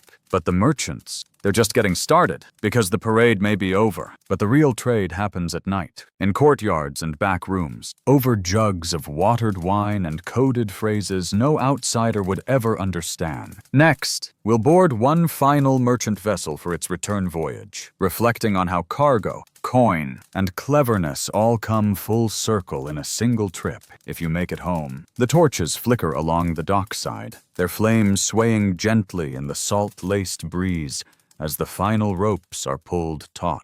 Your ship, lighter than before, but still burdened with secrets, creaks softly as it prepares to leave port. This is no maiden voyage. It's a return trip, a loop closing after weeks or months of quiet trades, careful deception, and expertly hidden treasure. And yet, in many ways, it's the most dangerous leg of all, because now they know you were here. Historians still argue whether the return journey was truly riskier than the outbound leg. Some insist it was safer, less to lose, less to hide.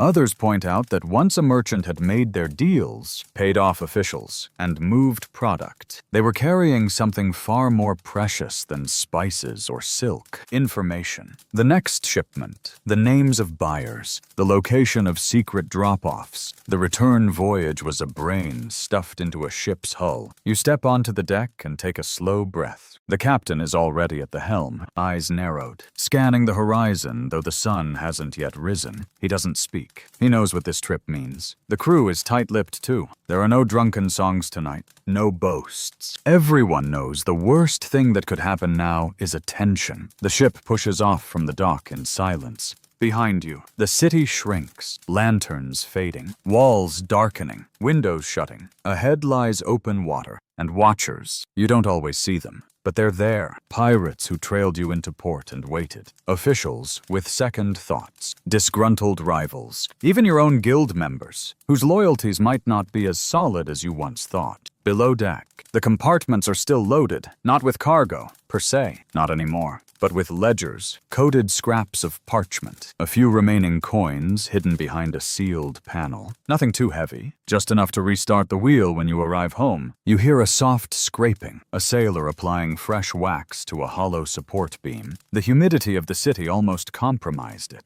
And the carpenter won't take any chances now. The compartment within holds a single jade figure, wrapped in linen and twine, worth more than half the legal cargo combined. Historians have found records of such objects, valuables stored not just in hidden spots, but with rotating concealment systems. In one case, a ship's hold was built with sliding panels that rotated with the movement of the sea. Unless you knew where to press, you'd never find the pivot. You check the lockbox beneath the captain's quarters. It's sealed. Inside, a letter written in cipher. Not just trade data, but a list of names, possibly buyers in Constantinople. Not the kind of letter you leave lying around.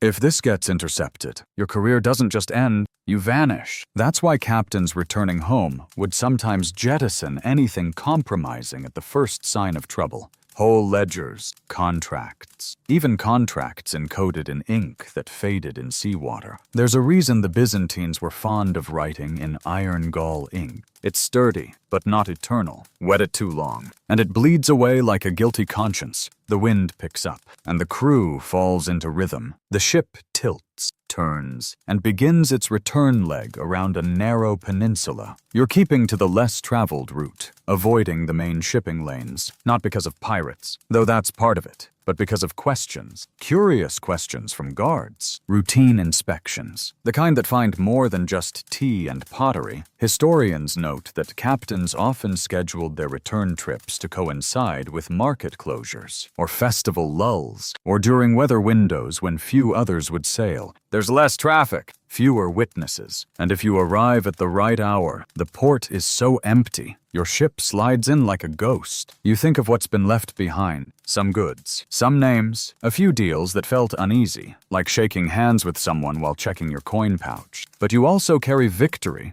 quiet, invisible, but real. You came. You traded, you outwitted pirates, outmaneuvered tax collectors, and returned with both wealth and reputation intact. A young sailor leans over the railing, watching the sea with narrowed eyes. He points. Light, he says. Far ahead, a single lantern bobs across the water. Not close, not threatening, yet not part of any convoy you know. Could be a fishing boat. Could be worse. The captain calls for lights to be doused. The sails trimmed, and just like that, your ship becomes a shadow in the sea. You drift for half an hour, watching. The light doesn't follow. Still, the crew remains quiet long after. No one wants to tempt fate this late in the journey. Historians still debate how many ships disappeared on their way back. Not going out? Some say it was statistically no different. Others believe that returning merchants were easier targets. Exhausted. Predictable. Weighed down by success. Your ship veers slightly eastward,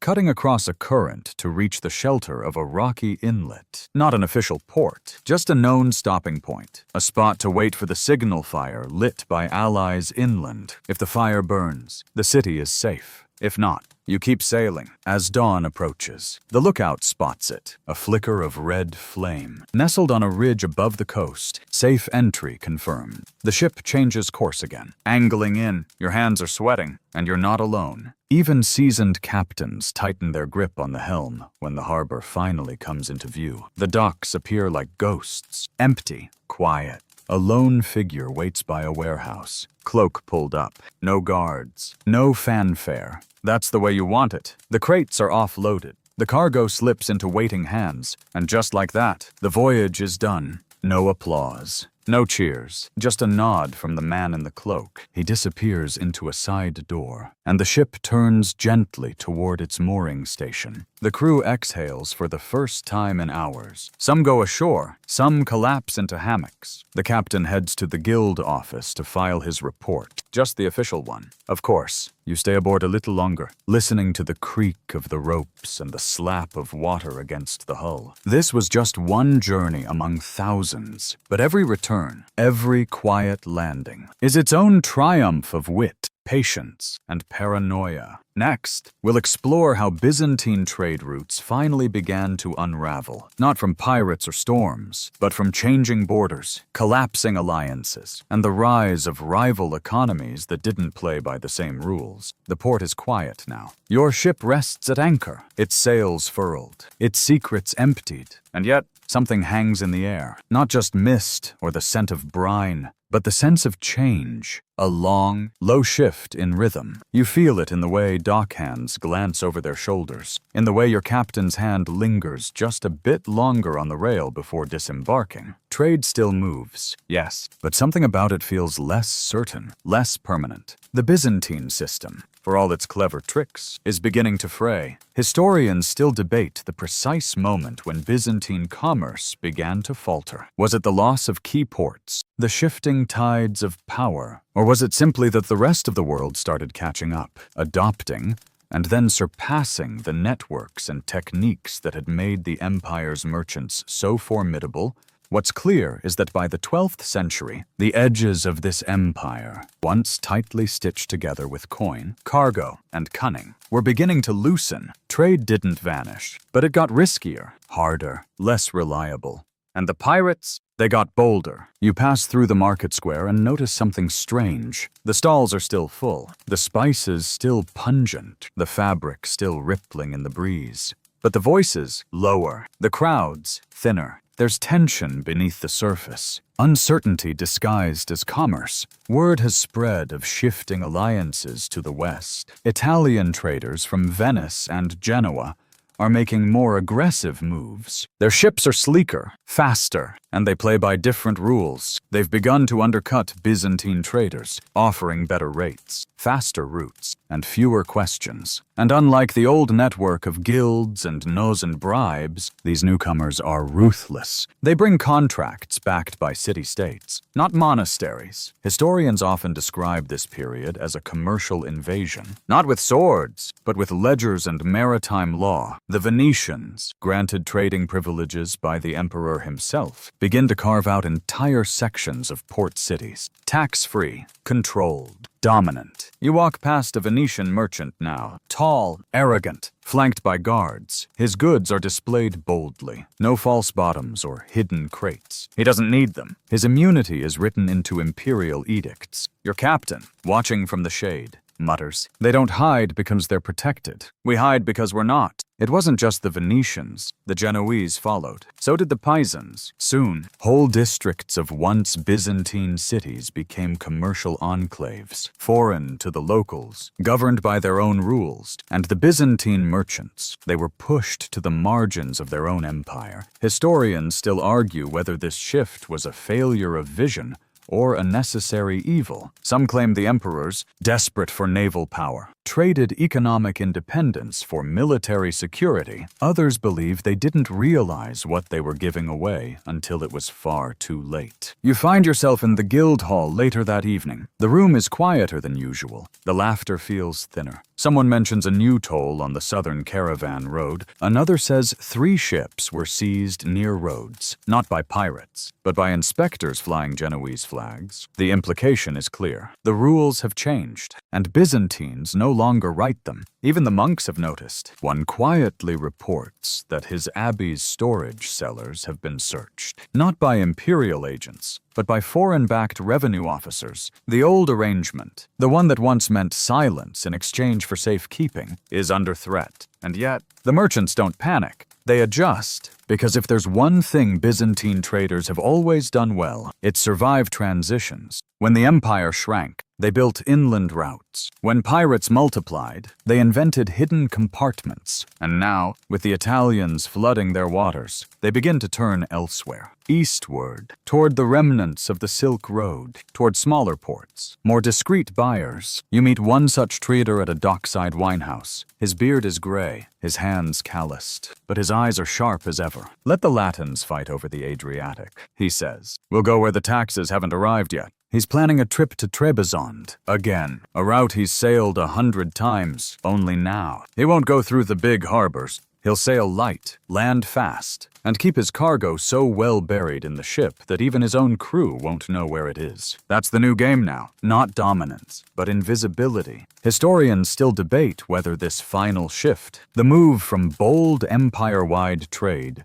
to nimble, semi-clandestine commerce, was noble resilience, or simply a slow fading into irrelevance. But those who lived it, they knew better. They knew the sea never stays calm for long, that tides turn, that networks change. You walk one last time through the warehouse. The old compartments are still there. So are the fake beams, the sealed scrolls, the jars labeled as olive oil that hold coins so old they predate the current emperor. But now, everything is quieter, not abandoned, just more careful. Your captain speaks plainly. "We used to call this survival. Now it's just Tuesday." And maybe that's the truth of it. Byzantine trade didn't collapse all at once. It evolved, adapted, hid itself so well that even history struggled to track it. While others chased glory, they chased longevity. Next, we'll follow the legacy of these merchants into the future, how their tricks, tools, and tenacity quietly shaped the commercial tactics of the Mediterranean for centuries to come. The sea is still. The empire, less so. You find yourself in a dusty corner of the port, where an old ledger lies open on a weathered table. Faded ink, crooked lines, the handwriting of someone who once catalogued crates of cinnamon and jars of myrrh like they were sacred relics. Now, this space is half forgotten. Part shrine, part storage room. But for those who know how to read the patterns, it tells a story that never really ended. Because while the Byzantine Empire was weakening, its merchant legacy refused to die. The ports changed names. The flags above the towers changed color. But the knowledge, The hard-earned lessons of deception, concealment, and subtlety migrated quietly into the hands of others. Historians still argue how direct this handoff was. Did Venetian and Genoese traders simply pick up where the Byzantines left off? Or did they study them, learn from them, steal from them, even as they edged them out? Either way, the fingerprints remain. You walk past a modern-looking ship in a foreign dock, far from Constantinople, centuries ahead of your original journey. The hull is smooth, the crew clean-cut, and yet, beneath the deck, false floors, a ballast compartment that doesn't quite match the exterior measurements. A wall panel with just a little too much give. Sound familiar? That's the thing. These tricks work, so they survived. Merchant captains sailing out of Italian ports in the 13th and 14th centuries adopted many of the same tactics. Dummy cargo, hidden compartments, signal systems, bribery as strategy. Some even hired former Byzantine sailors, men who once swore by icons and now pledged fealty to profit alone. You meet one such man in an alley behind a Cypriot spice market. He's old now, beard white and knees stiff, but his eyes still hold the glint of someone who once outmaneuvered pirates in the Aegean. He speaks 4 languages, wears no badge of loyalty, and refers to every empire as a customer with a flag. He once designed a triple-layered cart axle to smuggle saffron across a border checkpoint. The axle snapped on a hill, he says. Spilled half the cargo. Still made a profit. He chuckles. Historians still puzzle over how much of this passed orally. Tricks shared from master to apprentice, captain to quartermaster. There are few written records, for obvious reasons. When your entire trade system depends on keeping secrets, putting it in ink feels like asking for trouble. But the techniques persist, even in places Byzantium never reached directly. You walk through a Moroccan port. A warehouse door bears a pattern of chipped paint. Deliberate, you realize, meant to mimic an old Byzantine merchant code. The crates inside, labeled in 3 scripts, each one masking the others. Inside one, cardamom. Inside another, coins. Inside the third, nothing at all. Just wait. Later, in Venice, you spot a merchant ship that looks almost ceremonial. Gold inlays, painted trim, marble steps. But the bottom deck smells like olive oil and fear. A sailor shows you a compartment hidden behind a barrel of salt pork. Inside, Persian rugs and a carved box filled with glass beads that are actually hollow, each containing a pearl. You can thank the Greeks for that one, he says with a wink. It's strange, watching the tricks of a fallen empire ripple outward, not through conquest or proclamation, but through practice, through technique, through quiet repetition. The Byzantine way didn't survive because someone wrote it down. It survived because it worked, and not just in trade. You find echoes of it in diplomacy, letters written in double cipher, treaties disguised as merchant agreements, even in espionage, spies posing as sailors, monks as couriers. The Byzantine model of blending roles, of turning every transaction into a potential message, carried forward long after the empire itself cracked and crumbled. Historians still debate whether this continuity was accidental or intentional. Did traders consciously maintain the old systems, or did they simply fall into habits that had been worn into the world like paths through a forest? Either way, the effect is the same. You sit now on the edge of a quiet wharf, watching modern vessels load and unload with cranes and forklifts. No scopari, no whispered guild signals, no inkblot manifest games, but as a container clicks shut, you swear you hear it. A hollow sound, just faintly different. And the ship, bound for a place known more for finance than fish. Somewhere, even now, a hidden compartment holds more than it should. A merchant somewhere still sleeps with one eye open, and a crew member taps the deck twice before descending to the lower hold, just in case someone's listening. Because while the Byzantines may have lost their empire, they never really lost their edge. Next, in our final section, we'll drift gently towards sleep, following one last merchant voyage, not for gold or glory, but to say farewell to an age that hid its brilliance behind false panels and quiet pride. The waves are slow tonight, like the sea itself is tired. The moon casts a silver shimmer over the water, and your ship, bold, quiet, and lighter than it has been in months, moves gently across the surface. There's no urgency now, no pirates to evade, no compartments to guard, no crates to shuffle under watchful eyes, just the sound of the wood groaning softly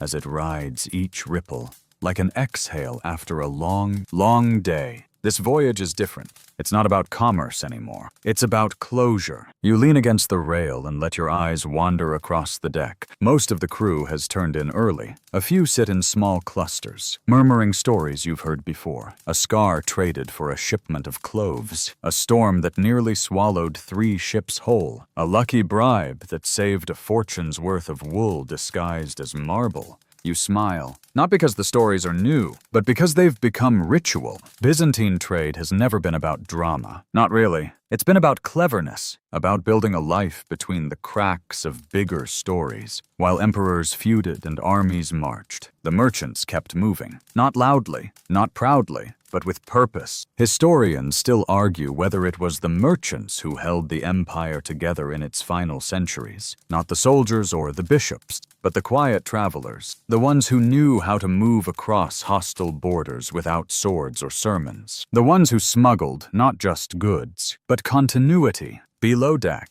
the last of the hidden compartments are empty now. No more saffron stashed behind floorboards. No pearls tucked into candle molds. Just dry wood, worn smooth by 100 quiet hands, and 1,000 more quiet decisions. You wander through the lower hold one last time. The shadows are long here, and they whisper, not in words, but in the hush of worn timbers, in the echoes of laughter and fear, in the tiny creaks of secrets that were never caught. There's a section of wall you remember, behind a barrel rack that once held not wine, but a bishop's stolen correspondence, smuggled out under cover of incense and cheese rinds. It's empty now, but the space still feels alive, like it's waiting for the next secret. And maybe that's the lesson. Empires may fall, borders may shift, guilds dissolve. But the knowledge, the tricks, the subtle art of carrying something valuable through danger and doubt, that lives on. You climb back to the deck. The stars are fully out now, crisp and bright. One sailor hums a tune under his breath. Another tosses a line lazily into the sea, not to catch anything, just to move his hands. Movement is memory. After all, the captain stands at the helm. He doesn't speak. He doesn't need to. You've both done this too many times. You nod, he nods. That's enough. The coast is a thin line ahead, speckled with the faint flicker of torches. Home,